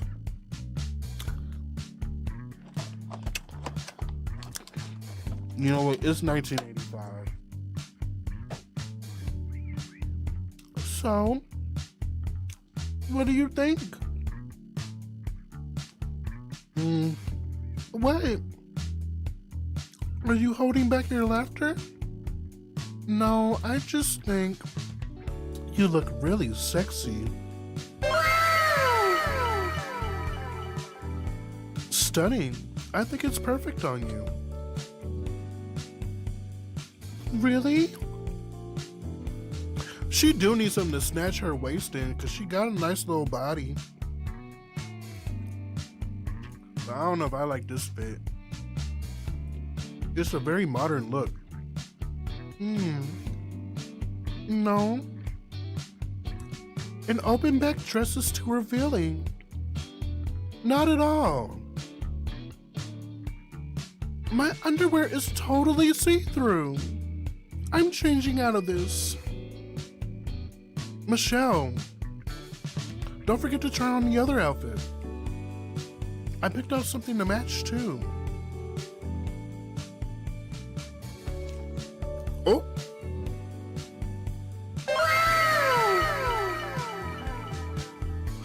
I'm ready. So, what do you think? Okay, it's getting better. I kind of do like her in the little baby doll skirts and whatnot. You don't like this one? No. You look good. Wait, hold on, who said that? I think that was Michelle. You look good. Really? I think you look stunning in this one too. We're ready to hit the disco. You look ready. But I don't know about this one for me. It's flashy. And the top is tight around the chest. It's a little uncomfortable. Is that so? The silhouette is quite fashionable. I think you should show your appeal sometimes. Huh? It's stylish. But I don't think this is my look. Don't get me wrong, I think you look glamorous. Wait. I keep getting the voices mixed up. Sorry, it's getting late. You're always so fashionable and eye-catching. More than any other pop star I've seen. Michelle, I think I should pick out my own outfit to try this time. I want to match you in my own way. Aw, Michelle. I look forward to seeing what you'll wear next. Me too. Don't expect too much. Okay, let's see. Girl, if you coming out here looking like somebody mama,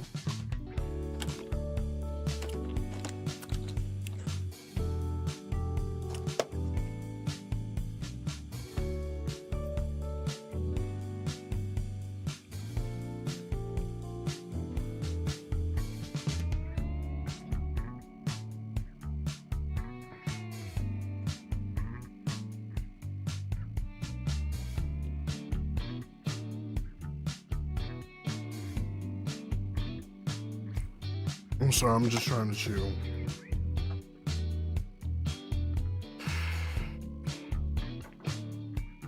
Ahem. What? You look exceptionally cute. Like a plum blossom in the snowy mountains. Huh? What do you mean by that? The look is so fresh. I can feel the spring breeze. Well, if you like it, I just might get it. I love it. Okay, it's on sale anyway. Please, wait for me to get changed. It was fun trying outfits with you. Yes, I had fun too. I can't do Michelle's voice anymore. We walked out of the shopping arcade and followed the signs for the pedestrian footpath. We walked along Victoria Harbor as if we were tourists in our own city. It was a wonderfully sunny day. I haven't seen such blue skies and white clouds over the city for so long. It was nice to simply admire the harbor skyline on days like today. Michelle, close your eyes. Sam placed a white hairband in my hand. Huh? For you. When did you get this? When you were trying on the clothes. You didn't have to get me anything. It's a small thing. I thought it looked good with what you're wearing today. You think so? Can you put it on for me? Of course. Sam placed a hairband on my head. Yeah, she does need that headband. It does make her look younger though, but she needs something. How do I look? Perfect. You compliment me too much. Please be honest with me. Flattery will get you nowhere. I am being honest. You've caught my eye since the beginning. And I don't say that just to flatter you. It's quite clear today. Isn't it? It's nice after it rains. The air is fresh. It is. I should get a photo of you. No, thank you. Chato mate. Just wait a moment. What is that? Oh my god, is that a disposable can? Oh my god, I forgot about those. A thing of the past. Huh? What's that? I saw them selling it at the kiosk. My mom stayed with disposable cameras. Isn't it neat? Isn't it neat? Is it expensive? No, not at all. Come on, Michelle. Lean beside the railing. Do a sexy pose. I don't really like photos. It's okay. Just stay there. Huh? The film is loaded. Let's not waste it, okay? 5, 4, 3. Wait! Say cheese. Cheese. Cheese. Ah. Shoot! I left the flash on. I wonder how it'll turn out. Probably terrible. Throw it away. No, wait. I'm gonna use up the whole roll today. Huh? I'm going back in the mall. It's getting too sunny. I can't take the glare. Oh, she's so annoying. Go to work. It's not at all. It's our first date together. It'll be an important memory for me. It's nice to have something as a memento. Don't you think?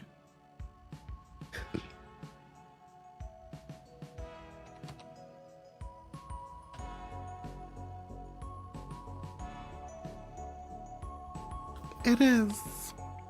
It is nice to have something as a memento, right? Sam, never mind. What is it? Do you think you could ask someone to take a photo of us together? Yes, Of course. Let me ask someone. One moment, alright? Okay. I can't wait to see all these photos once they've developed. Are you sure you took them correctly? I'm sure.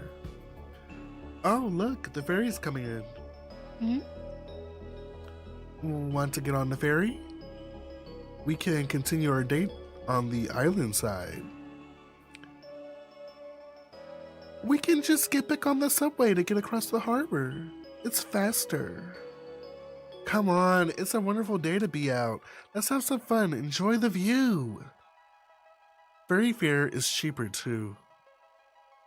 That's true. I'm getting on. Hey, wait for me. I went along with her. It's true. We didn't really have any specific plans in mind for today. I've been so used to rushing here and there during my daily commute, I forgot I could take it slowly today. We boarded the ferry. Oh, I'm getting sleepy.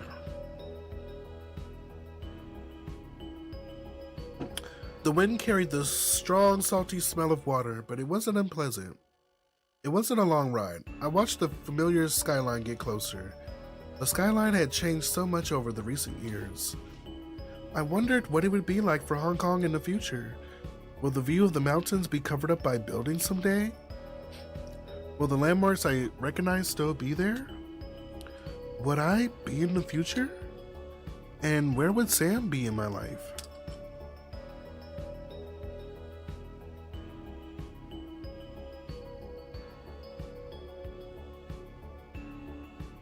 Drugs.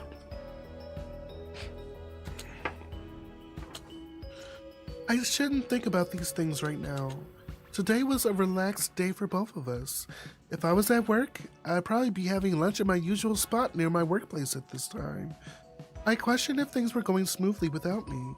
My supervisor had asked me to take today off, but if I have to make up the time for all the work left undone in my absence, I should have just gone into work today. I was growing anxious. I didn't want to find a stack of documents waiting on my desk the next day. As if sensing my growing displeasure, Sam linked her arms with mine and squeezed my hand. It was time for us to disembark the boat.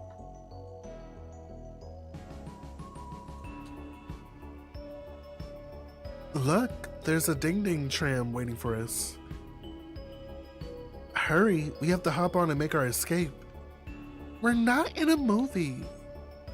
Please, humor me. Okay. Oh no. The tram is starting without you, Sam. Hurry, let's get on. Stop the tram. We got on whatever tram that was stopped near the port. I forgot to check the tram number. It really didn't matter to us where it was heading. I looked at all the buildings that passed us by. I saw my office building in view. I told myself that it would be alright. My coworkers were more than capable of filling in for me during my absence. I will not think about work today. Sam tapped my arm and pointed to something outside the tram window. It was a weird advertisement for bug spray.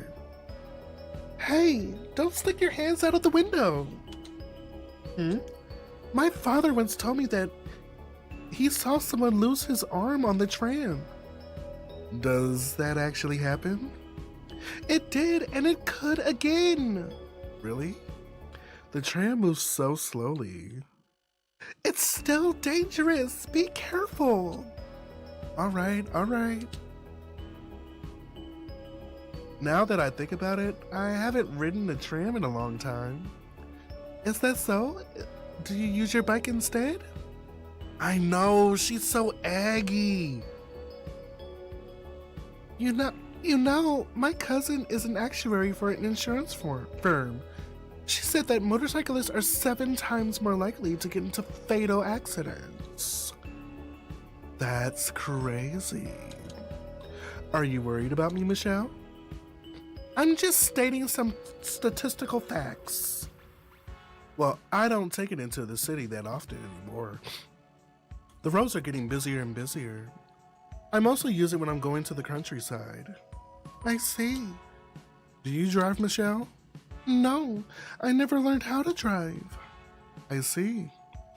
I want to get my I want to get my license one day though.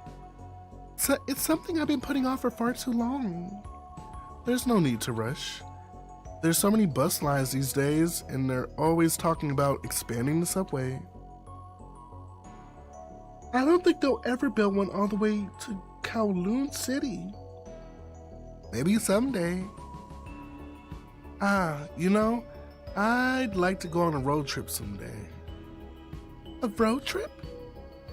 I think it's exciting to be able to go anywhere the road will take you. Really? Do you travel? Do you travel a lot? Not much at all. Shoot, wake up. I'd like to if I had more money. Money aside, if there's a place you could go, where would it be? California. California? I like warm places. The thought of getting in the car and just driving for a long time with some winding road, the wind in your hair and the radio on loud, I think it'd be fun.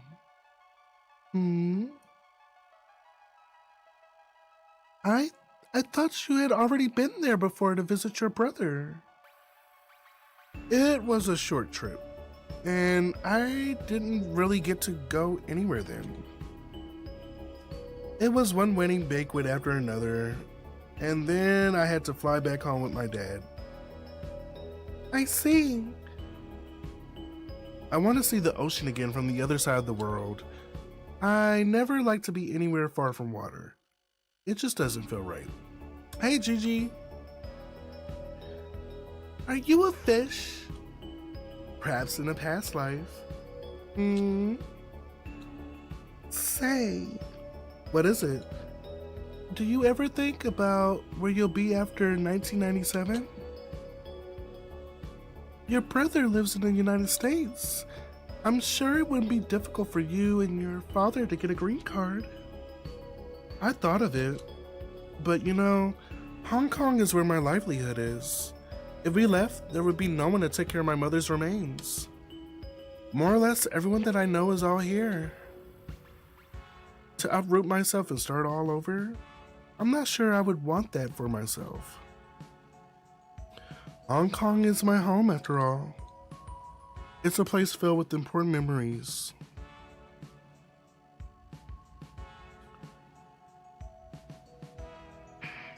Yeah, I'm about to go to bed soon because the words are starting to blend together. I'm becoming dyslexic.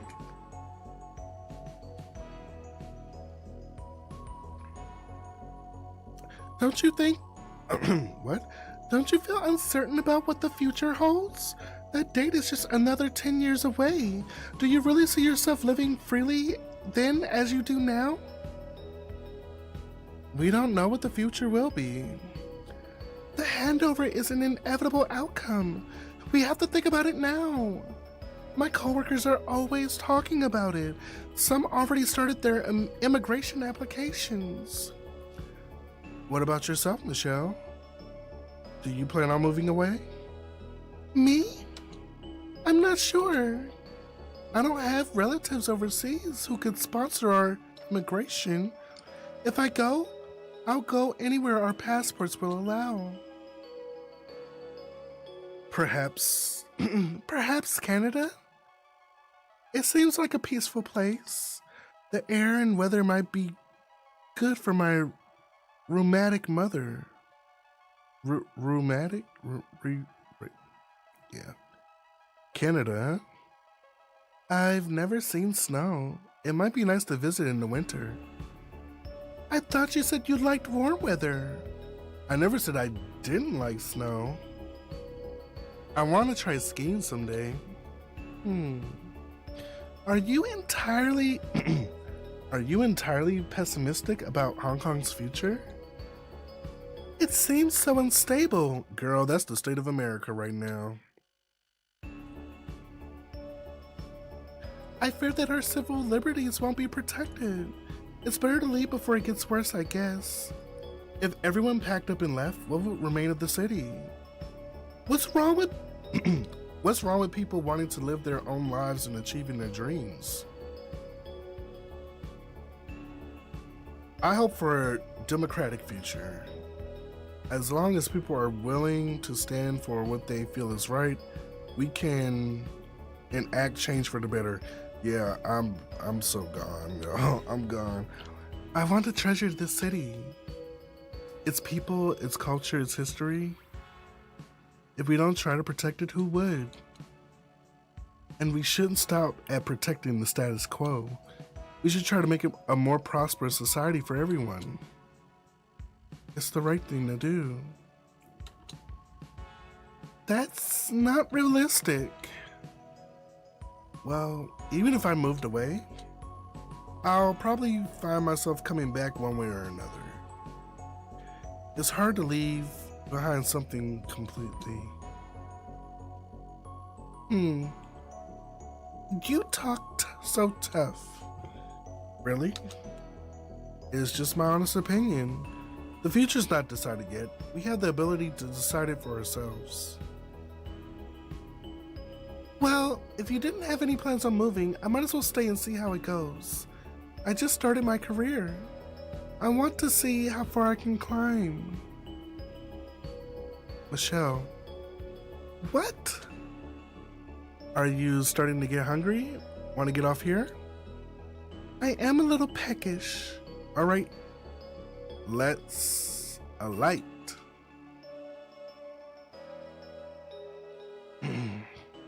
Oh, I know a restaurant around here if you'd like to try. Yes, take me there. We spent the day like this, letting our feet take us anywhere. The places and the streets that I frequented often before seemed so different and new. It was exhilarating. I wanted this day to go on and on. As we walked through the narrow city streets, we saw our shadows grow longer. No matter where we went, we couldn't avoid the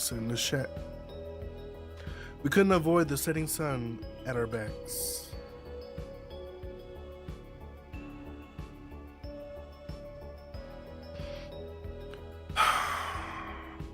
I'm gonna push through.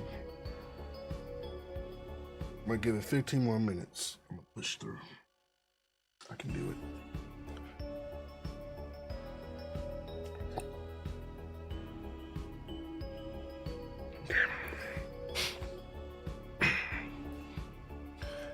At the end of the day, we took the ferry back across the harbor.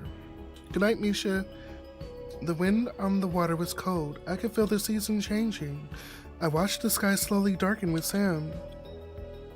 A silver of the crescent moon could be seen between the buildings. A sliver. I could not tell from its pale golden light whether it was the waxing moon or if it was the waning moon. I wanted to ask Sam if she knew, but I held my tongue. I thought to myself, would it be possible to spend time together like this always? I have one more shot on the camera. What should it be? Can I take it? Of course. Okay, here. What will you take? Me? Yes. You'll develop these photos, right? Yes, of course. Then let me keep the last one. Michelle. Sam moved over to stand in front of the backdrop of the harbor skyline. She leaned against the railings and posed with confidence. The lights reflecting against the water produced a soft, colorful glow. Sam smiled at me through the viewfinder. She had a lovely smile, similar to that of her mother's. I told myself I won't forget this smile. I counted down, 3, 2, 1. I took the picture and realized that I'd forgotten to turn on the flash. I felt my heart drop. Would this picture develop into a blurred image? I didn't want to lose this moment. Even if my memory fades away, at least let there be a record of it. It was already dark and I didn't trust the steadiness of my hands. You got it?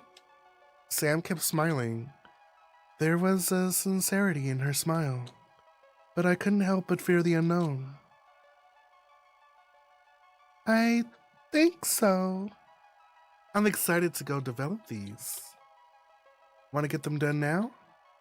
There's a photo developing store that's open till midnight near my place. Not yet. I don't want to see them just yet.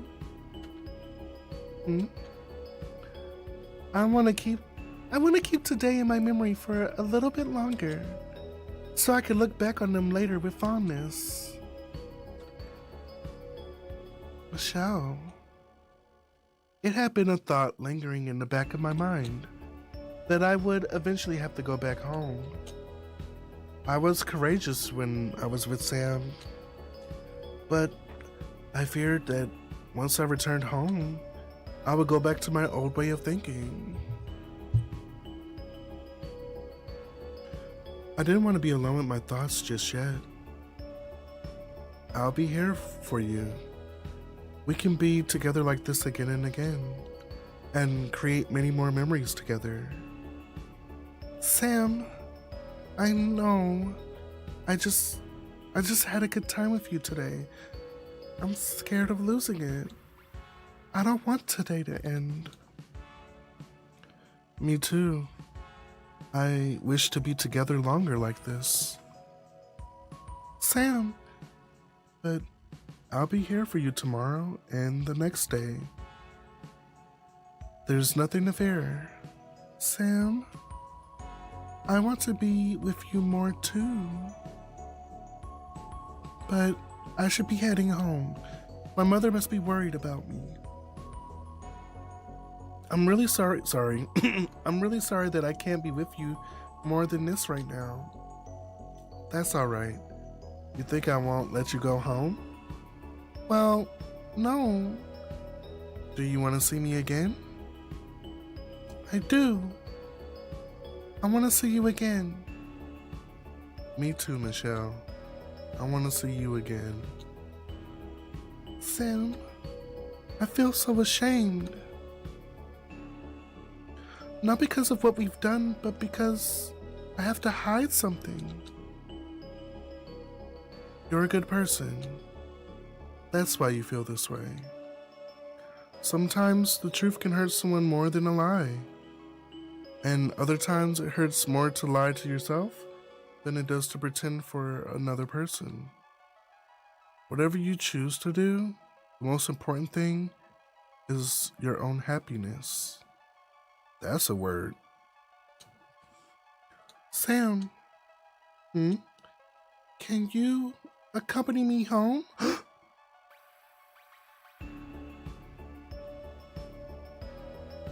I'll feel better if you can stay with me longer. Of course.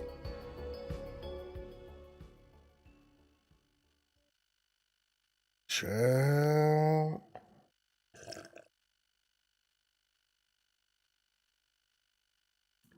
Would you like for me to wait a bit for you? It's all right. I can head back in myself. Oh, I thought you were taking her in. Okay. Thanks for spending the day with me. I had a really good time. Me too. It was wonderful. Can I see you again? You can always. Please, get home safe, Sam. If you don't remember, you can walk back to the station and take the train. There's also a few minibuses that pass by this road that goes towards your place. Ah. Do you want me to call a taxi for you? Thank you. I'm sure I can figure out my way home. Okay. Michelle, are you sure you don't want me to wait around? No. I'll be okay. I'll visit you tomorrow if that's okay with you. Of course. I look forward to it. Then I'll head in. Good night, Sam. Good night, Michelle. It was inevitable. I had to go home at some point. I wondered what my mother would say to me. She must have been worried. I had spent an entire day with Sam without thinking much about my mother at all. I didn't mean to do anything wrong. I want her to understand that I wasn't a little girl anymore. Her overt concern could be too much sometimes.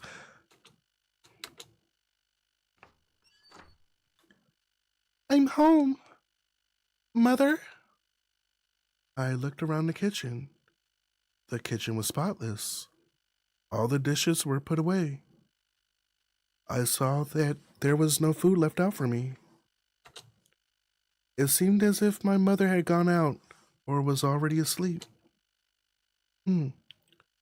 She usually would be watching her dreams at this time. I hope she wasn't too worried about me.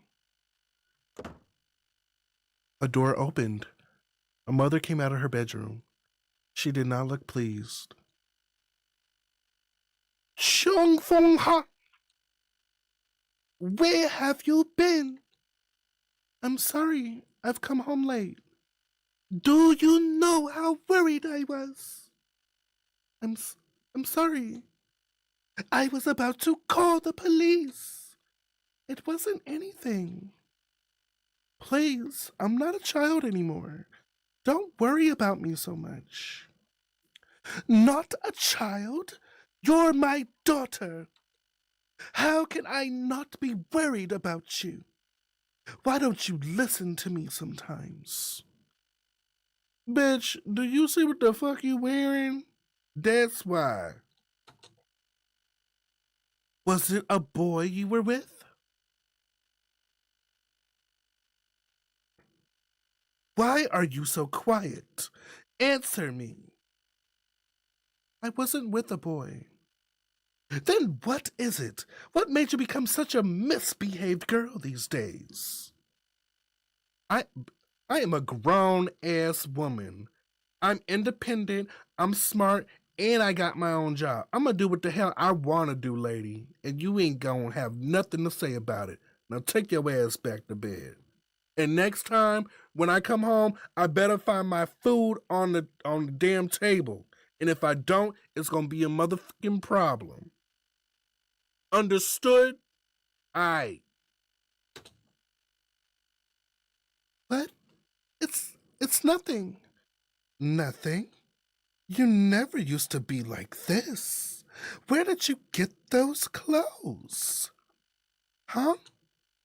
I borrowed them. Borrowed? I'm still the same, Mother. It's just there. What is it? I can't tell you. Your father in heaven would be disappointed in you. I can't see it, but he can see what a second-hand woman you've become.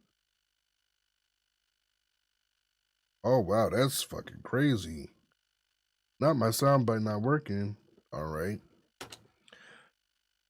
Excuse me, bitch! Sorry, that scared me. Second-hand? Why can't you mind your own business? What? You're talking back? I wanted to trust you, but I know you've been lying to me this whole time. How can I keep holding my tongue when you're out there ruining your life? What would your father think about this? I'm telling you this all for your own good. That's... How could you use my father to guilt me like this? Guilt you? Isn't it the truth? I've always been a good daughter. I've been diligent in my studies. I've always given my best effort at my work. I've done everything to make you and Father proud of me. How can I be happy when you're like this? When you're suspicious of everything I do? Your happiness? Why should you be unhappy? I'm the one hurt by you. You're still hiding something from me right now. Why can't you just trust me? Why do you have to control what I do? Not when you're behaving like this. The way you are is suffocating me. Suffocating? How dare you talk back to me? You think by being with a man for a night, you can suddenly talk back to your mother? What? Why do you keep insinuating this? If you want to know so badly, yes, I was with someone. Tell me, who is he? What is he like? Is he educated? What? I was with another woman. Another?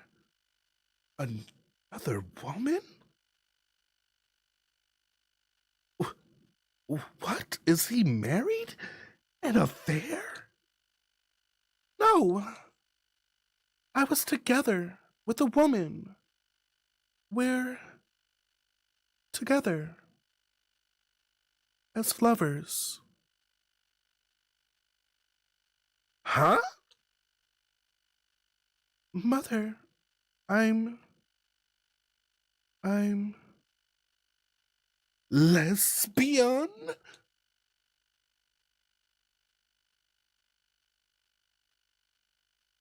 How could I ever tell you that so easily? That I'm...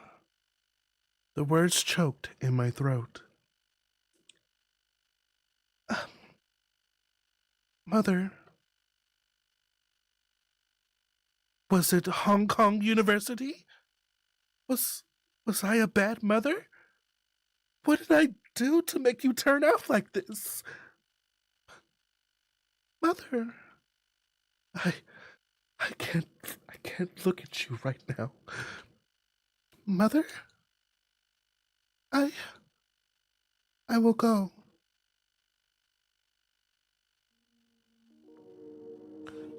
I grabbed a few things and I quickly left the house. Our argument happened so quickly. We had said so much in that heated moment. I was ashamed. Not at myself, but for making my mother feel hurt. I couldn't explain why I got so upset at my mother. I should have been upset at myself. I was honest to Sam, but I couldn't be honest to my mother. I kept lying to her. That's why she was so hurt. But I'm not sure if I could ever go back to my mother.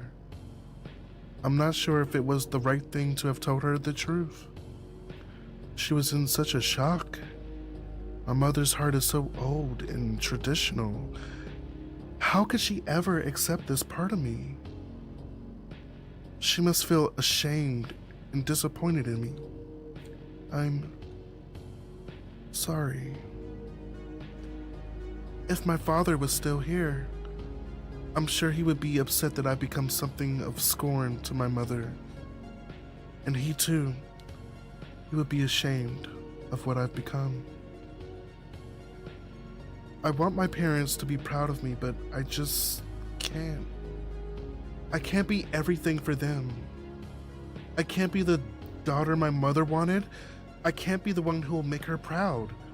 Meeting Sam and being apart from her made me realize that I couldn't go back on the love that I found.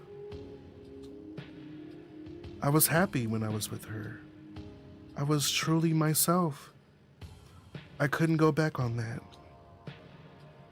I shouldn't have to hide what I did for the sake of my mother's comfort. I couldn't leave Sam again. I thought of my mother's words. It repeated in my mind. How she treated me How she treated me was much too harsh. Instead of anger or resentment, what I felt was a bitter sadness.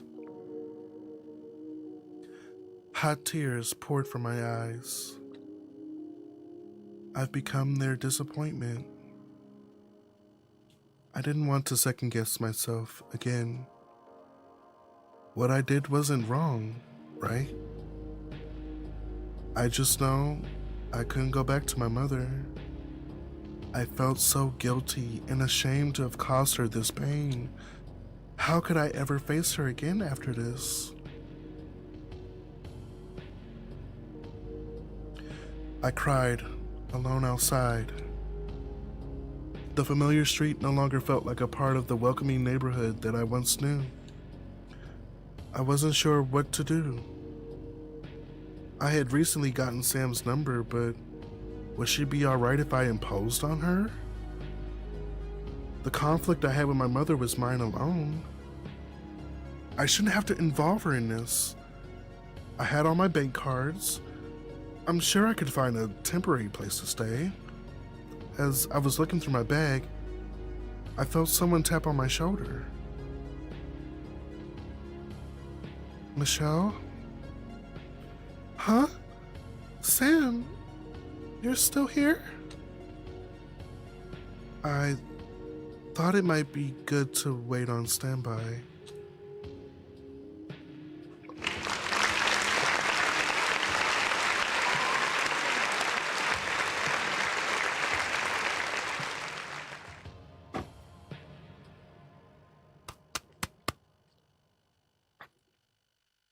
Oh, Sam. Are you all right, Michelle? You're all teary. What happened? I can't go back home. Michelle, I got in an argument with my mother and I said too much. My mother, Michelle, I'm sorry. It's because of me, right? No, it's not you. I can't speak for everyone, but I've been through something like this before. It was really difficult, I know. But it'll be okay. It'll take some time, but it'll be okay. Will it? Will it really? It will. It will be better. Maybe not tonight, maybe not tomorrow, but it will someday. I can't. Oh shit. I can't go back home anymore though. I don't know if I could ever go back. Michelle, I'm really sorry. I don't know why it has to be like this. What should I do? If it's all right with you, you can stay with me. I don't know. I don't want to burden you.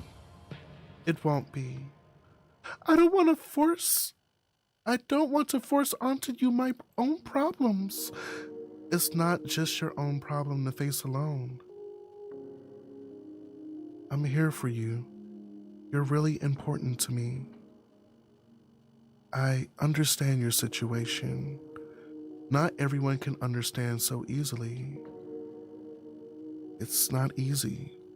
I'm really sorry that it had to be this way for you. But you're not alone. We can figure this out together. I care for you. Don't feel as if you have to take this all by yourself. I don't understand why this has to happen. I'm sorry. I really don't. I'm sorry. I really don't want to bother you. Don't be sorry. Do you still want to be with me? I do. Please, be with me. I need you right now. I'm here with you.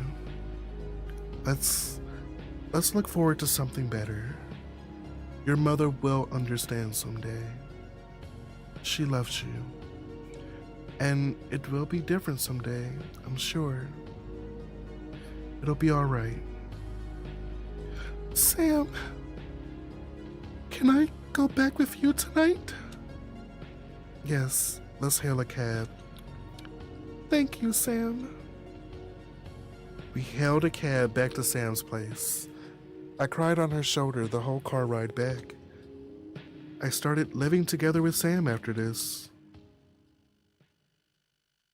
And so began a new chapter in my life.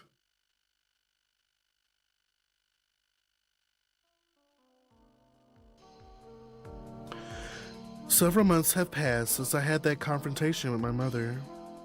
I tried a few times to call her, but every time I heard the phone sound, I found myself hanging up after the first ringtone. I couldn't bring myself to speak to my mother yet. The words I had planned out in my head got stuck in my throat whenever I tried to call her. I didn't know what to say to her. I wanted to apologize, but at the same time I couldn't. I tried to go see my mother, going as far as the doorstep of my old house. Even then, I could not bring myself to enter through the front door. All I could do for my mother at this time was to leave some groceries for her at the door. Her hip had always bothered her, and without me, she might have difficulty carrying heavy loads of groceries. She doesn't have my father with her to take care of her anymore. She only has me. I was cowardly, but I don't regret what I've done. Still, I could not shake the feeling of guilt and shame entirely. I'm sure my mother might have been worried about me even now. What I did had hurt her, but I must be a continual source of shame and disappointment for her. It's complex. The relationship I have with my mother has always been complex. All my life, I've tried to make her happy. During that moment of argument, I could not bring myself to keep lying to her. I couldn't lie to myself any longer either. We had to face the truth. I did not ask my mother to accept or understand me. I simply wanted her to let me be. When she outright rejected and shamed me, it hurt me so much. My mother had not contacted me at all since then. I was afraid she would never want to see me again. I was saddened and felt guilty that I caused her this pain.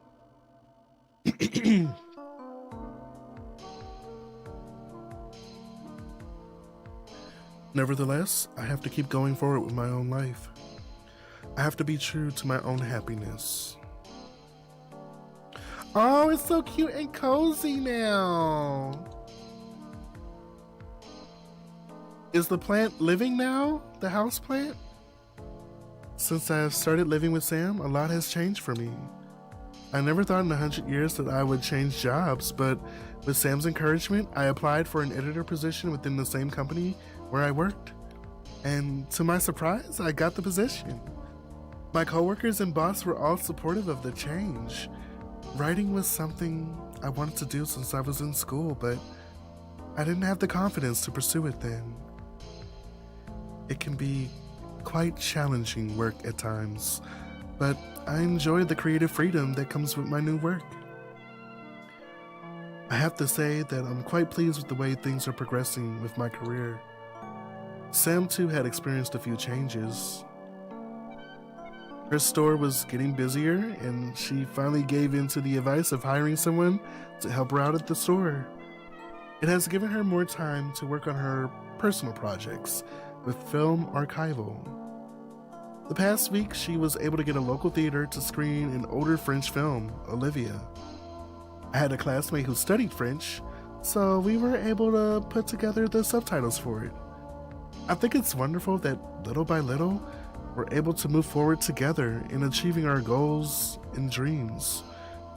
This year for Sam's birthday, I got her a film camera. It was the new Minolta camera that came out. Sam doesn't know it yet. I want to surprise her with it. Photography was another passion of hers that I wanted her to explore more of. I like her photos. I think she has talent. She likes to take photos of the city and capture the moment in time whenever we're out. Sam had been using a disposable camera this whole time, and I thought it'd be nice for her to have her own camera for once. She likes to say that it's not the quality of the camera, but the subject and the viewfinder that mattered the most. But I think Sam would be happy with the gift. I know it was a little expensive, but I want to encourage her with her talents like she has done for me. It'd be nice to look back on the photo album with all the pictures that we have taken together someday. I've adjusted to my new commute and routine. Sometimes on my return trip from work, I'd stop by Sam's store if she's working. There would always be something or another happening in the neighborhood. Over the past few months, I watched quietly.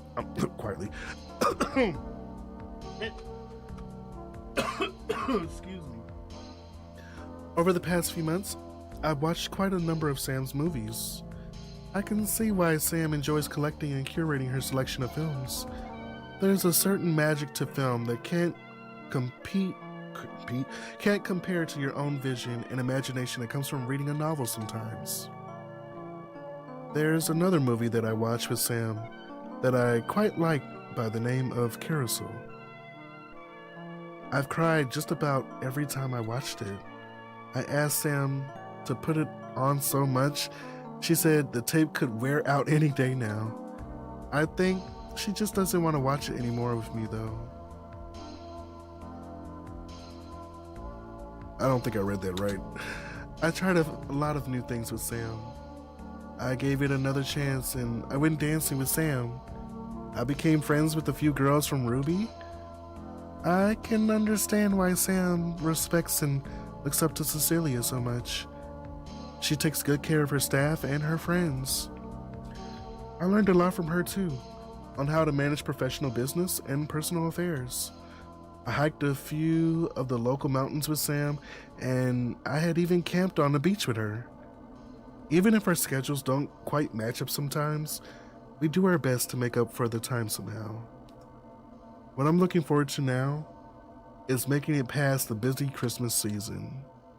I almost forgot to mention, one thing that came as a surprise is that we recently started taking care of a kitten. It's funny how we got our cat. I had arrived home early from work. Sam was not back yet. And I noticed a cream-colored cat on the balcony. She was a lanky, lean-faced cat, not yet big enough to be considered an adult cat. She appeared to be a stray. She had no collar, and she appeared quite famished. A neighbor of ours liked to dry fish and tangerine peels on her balcony. I figured the cat must have gotten stuck on her balcony while looking for food. The little cat looked at me from outside and stared at me with her beady little eyes. How could I ignore her pleas for help? We lived on the 5th floor, so a fall from such a height could be quite dangerous for a tiny kitten. I carefully approached the balcony, setting a bowl of milk down by the door. I opened the sliding door slowly. When the cat ventured into the house, lured by my milky invitation, I quickly shut the door behind. Sam came home not long after. She was quite surprised at the sight of the cat curled up on my lap. After I explained what happened, Sam was bewildered. She said I should let the cat back out. I expected her to go along with me. I thought Sam liked cats. But Sam didn't like the idea of taking in a stray cat. She said that I was trapping the poor kitten inside. I argued that a little kitten would benefit from an indoor environment. I mean, there's just so much traffic and danger outside. But when I opened the door to let the cat back out, it didn't scurry away. She purred and rubbed my leg instead. It was decided we were going to take care of her. We named her Little Cream. Sam picked that name for her after a cartoon character we saw on TV. Little Cream had gotten bigger and gained a bit of weight in a short period of time. I think she'll look even cuter on the pudgier side. The days leading up to Christmas came and went by like a flash. So much for 15 minutes. Things were going well when on Christmas Eve during my Christmas work party, I got a call from the hospital.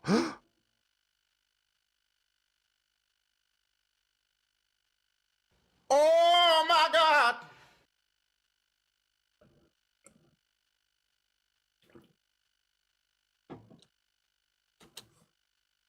It was regarding my mother. I was told by the nurse on the phone that she was hospitalized. She had collapsed on the street. A passerby had found her fallen on the street and called an ambulance for her. The nurse said it was a severe case of pneumonia. I was beside myself with guilt. Was my mother suffering from sickness this whole time while I was happy and having fun with Sam? Of course, I didn't have any idea about her well-being as I couldn't bring myself to see or even call her this whole time. I left a brief message on Sam's pager and immediately went over to the hospital where my mom was admitted. Mother, she's sleeping. She has an oxygen mask. I hope she's all right. Excuse me, are you Mrs. Chung's daughter? Yes, I'm her daughter. Is my mother okay? Yes, don't worry. She had a bad case of pneumonia affecting her breathing, but she'll be better soon after a course of antibiotics. I see. Have a seat. She was awake earlier, but she said she had been tired. I'm sure she'll be able to see you soon. I see. Thank you. When my mother had collapsed on the street, she must have been alone. How long did it take for a stranger to call an ambulance to escort her to the hospital? I'm sorry I wasn't there for you. I'm really sorry. I took a seat at her bedside. My mother slept soundly. I looked at my mother closely. She appeared older than I last remembered. It was undoubtedly my mother asleep in the hospital bed. Even asleep, my mother had a stern expression. I couldn't recognize my mother alone by seeing her pursed lips. I could recognize my mother alone. My mother had a natural frown. My mama does too. But it wasn't because she was a harsh person. Yes, it was for me. She was diligent. She was prudent. She was a serious person. Years of work made her that way. I saw my mother's perm. I saw that my mother's perm was the same. She had worn the same hairstyle for as long as I could remember. But it surprised me how sunken my mother's eyes were. She had more wrinkles on her brow than I last remembered. She must have been extremely fatigued. My mother was a woman who would always paint her eyebrows and powder her cheeks before going out. Seeing her like this, without her usual makeup, was disconcerting. I never thought of her as a frail woman. Even with hip problems, my mother would never show her pain. It was painful to see my mother like this. I waited by her side. The regular beep of the machine monitoring her heart rhythm and respiratory rate was a soothing sound to my ears. There wasn't much I could do for my mother right at this moment. All I could do was wait for her to get better. Michelle? Oh, Michelle? Excuse me. Sam, why are you here? I came as soon as I heard your message. Is everything okay? You didn't have to come. It's late now. Of course I'll come. How is your mother? The nurse says she'll be all right. She's been sleeping since I came, though. I'm sure. Oh, sorry. I see. I'm sure she'll be awake to see you soon. I brought flowers. I hope your mother will like them. Thank you. Have you eaten? Have you eaten? Not yet. I left work as soon as I could. I'll get you something from the cafeteria. That's okay. We can get something to eat later if that's fine with you. Could I ask you to get me a coffee instead? Of course. I'll be right back. Oh, Sam? Sam had already left. I wanted to ask for some cream with the coffee. There's something about hospitals that make you feel quite exhausted. Perhaps it was the lighting or the atmosphere that drained away your energy. Oh well, I'm sure Sam will remember how I take my coffee. I wanted to be alert. I planned to stay as long as possible at the hospital, at least until my mother was awake. Oh shit. I heard a whisper. It was barely audible. Fong Ha? Mother! You don't have to get up. Here. It's cold. Wear my scarf. My mother cleared her throat.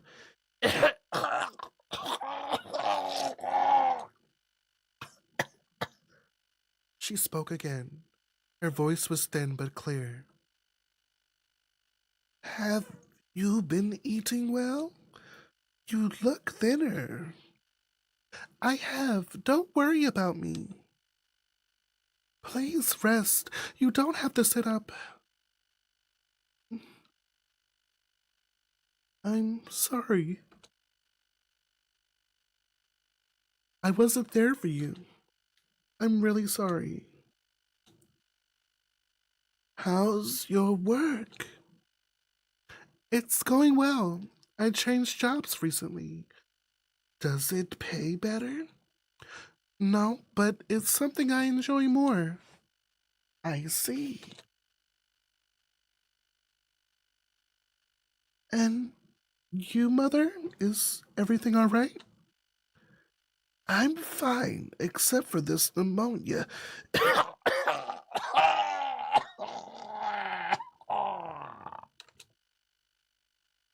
Oh, I'm so sorry. That girl earlier, is she? Oh, that's right, she is. Michelle? I got coffee, but they only have milk instead of cream. Oh, excuse me. Ah, Sam. Mother, this is Sam. She's my friend. Excuse me, bitch? The lie. There you go. Bitch, I'm telling you. Who said Trifling. My girlfriend. Okay.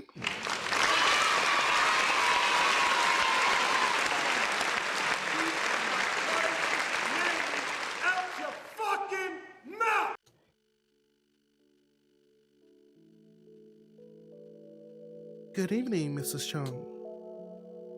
I'm sorry to hear that you were ill. I hope you're feeling better. Do you two live together? Yes, we do. So, what do you do? Me? For work? Yes. Mother, you don't need to ask. You should be resting your voice. I'm only asking a simple question. Don't worry about it, Michelle. I own a video store in Bangkok. Is business going well? Yes, it's doing quite well right now.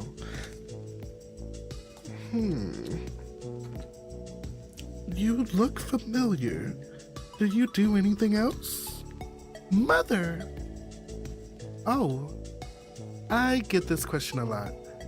My mother used to be an opera actress quite a number of years ago. She wasn't that well known then, but people that know of her say that I look quite like her. I see. Huh? Really? I didn't know that. Have you eaten yet, Fonghua? Not yet. You two should go eat. I'm tired. I want to rest. Oh, all right. We'll come back up shortly. No, it's late. I want to sleep fully now. You can come by tomorrow. Mother, we'll visit you tomorrow, all right? That's fine.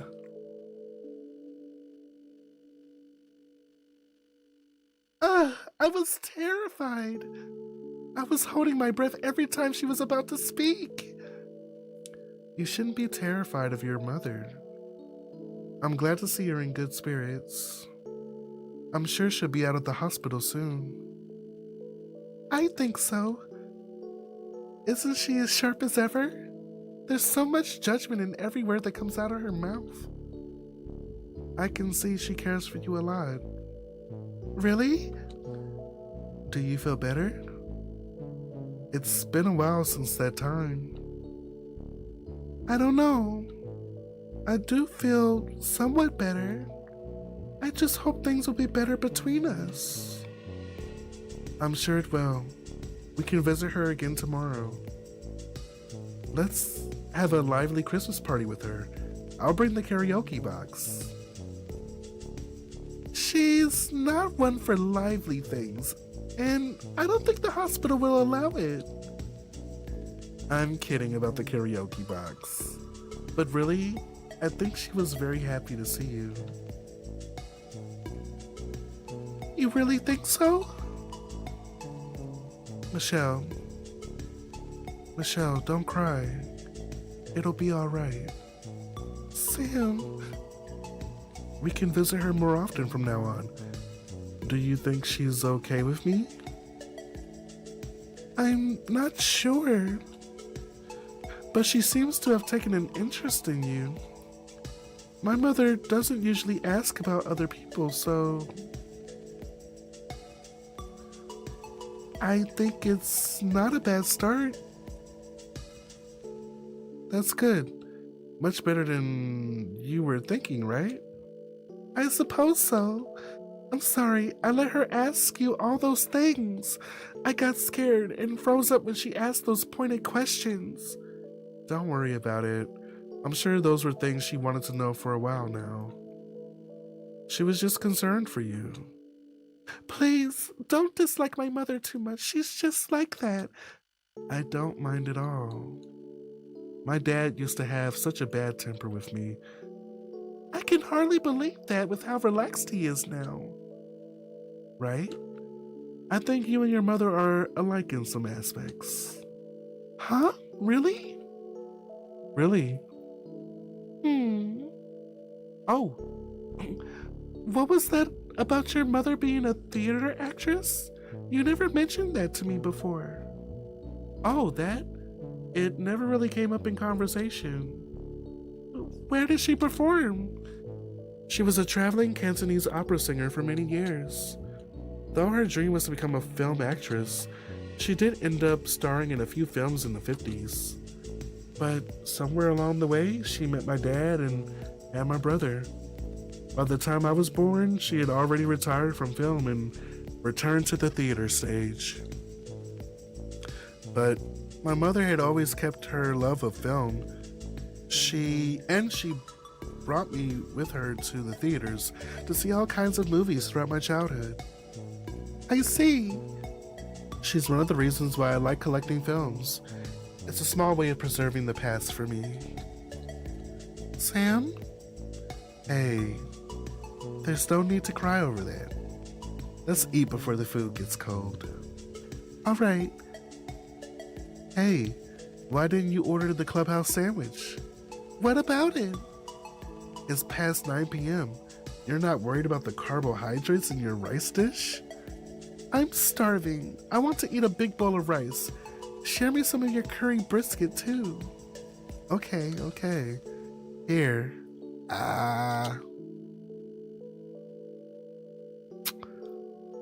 Oh my god. Those chairs look so uncomfortable though. What the hell? They can't even snuggle up properly. When I think of my life, what I have, and what I've accomplished, I think I'm quite content with what it is. I have my mother and father to thank. I know I won't be where I am now without all the care and love they have provided me. So many things have happened in the past year. I've discovered a life that I wouldn't have known if I hadn't taken the chance to be true to myself. Things are still difficult, and life is not always rosy. What my mother feels about my relationship with Sam, and how others will come to terms with my living situation, they are things beyond my control. I know I cannot expect everyone to be understanding. It is a continual struggle to feel truly accepted by everyone. I'm ever hopeful. I have my own pride and dignity. If I betray myself first, then what would be the meaning? Fuck! Sorry. If I betray myself first, then what meaning would integrity have at all for me? Gossip, scandals, and rumors are things that can destroy a person, but I can't let the influence of others affect my individuality and personal happiness. I didn't mean to hurt anyone. My actions were not malicious. All I want to do is live freely without guilt and shame. I know if it wasn't for Sam, I couldn't be at all like this. I'm glad to have met Sam. Since meeting her, she's brought so much color into my life. I want to experience more new things with her. I want to see the world with her. But I can't help but wonder what the new year will be like for us. I'm sure things will be alright for us both. I know there will be uncertainty ahead for us, but it is the life that I've chosen for myself. If my father is in heaven watching over me, I hope he can see this and be proud.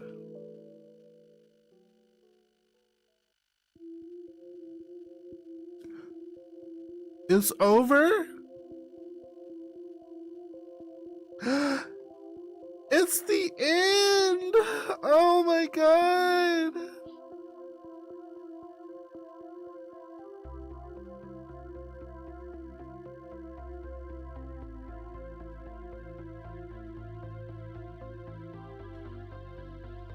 Dang, Charissa did all the work.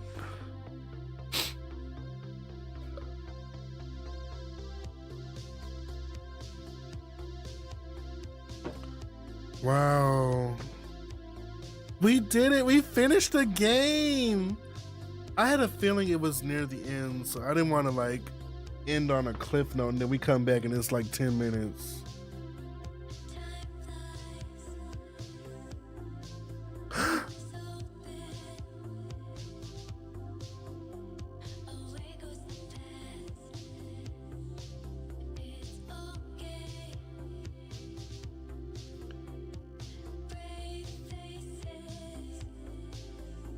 They're all a family. Wait, hold on. Oh, that's what's her name? Yeah, that's homegirl and her friend. Oh, look at Michelle. Look at her showing some skin. Oh, she really coming out of her shell.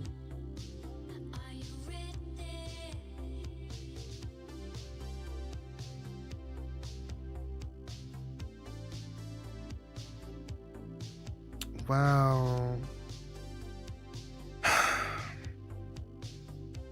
It was just getting good. I know. This will probably be one of the best visual novels we'll ever come across.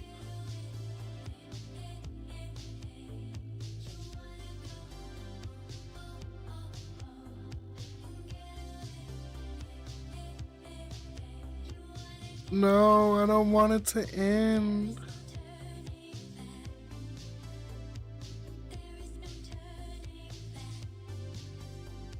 All right, I'm not gonna skip it because I don't know.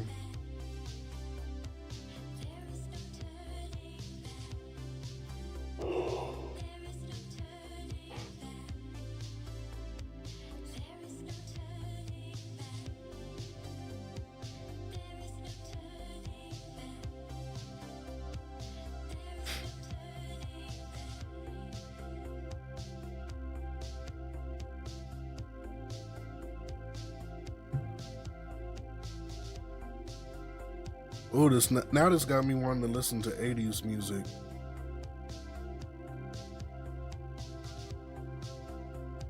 You should do more visual novels like this if there are any good ones. I'm gonna look into it. I enjoy doing this.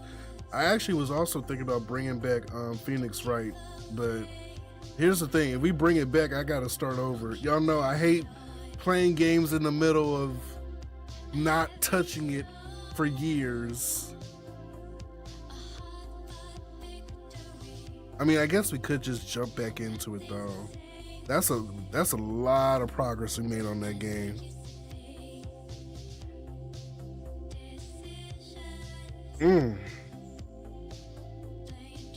Oh, girl.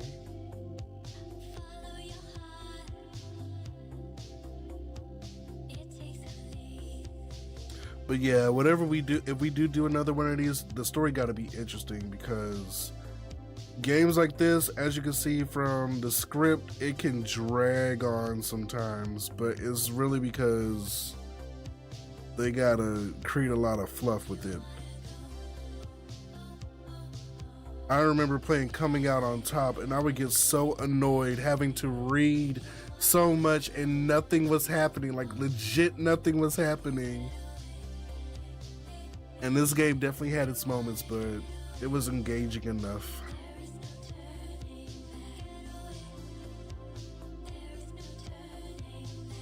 Definitely gonna get copyright.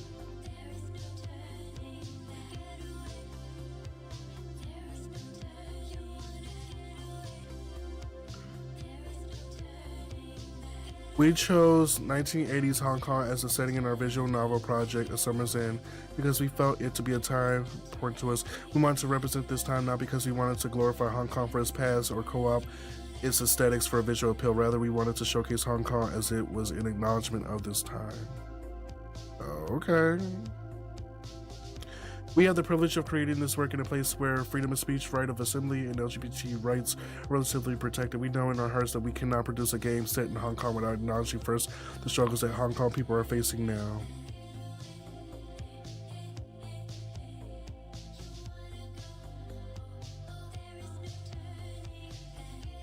We hope our readers can recognize that there exists an existential and constitutional crisis in Hong Kong, that freedom of speech and freedom of assembly does not come anywhere without a price.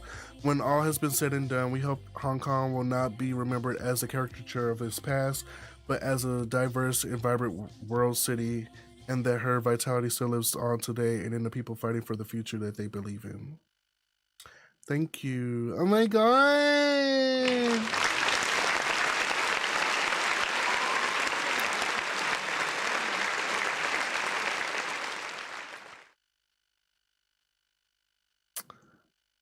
This game makes me wish I was a lesbian. Wow.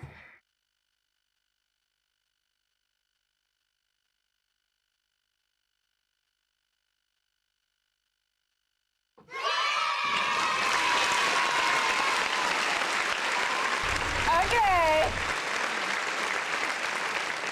Oh, this was the picture they took together on their first date.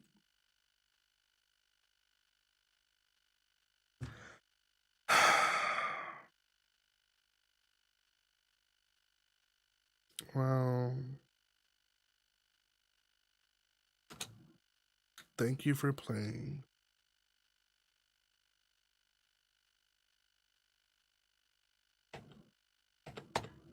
Okay, what happens now? All right, everyone. We are going to call it a night. Thank y'all so much for watching and tuning in. Hope y'all enjoyed. I will definitely look into some more games like this for us to partake in every now and again. But until then, until the next one, be blessed.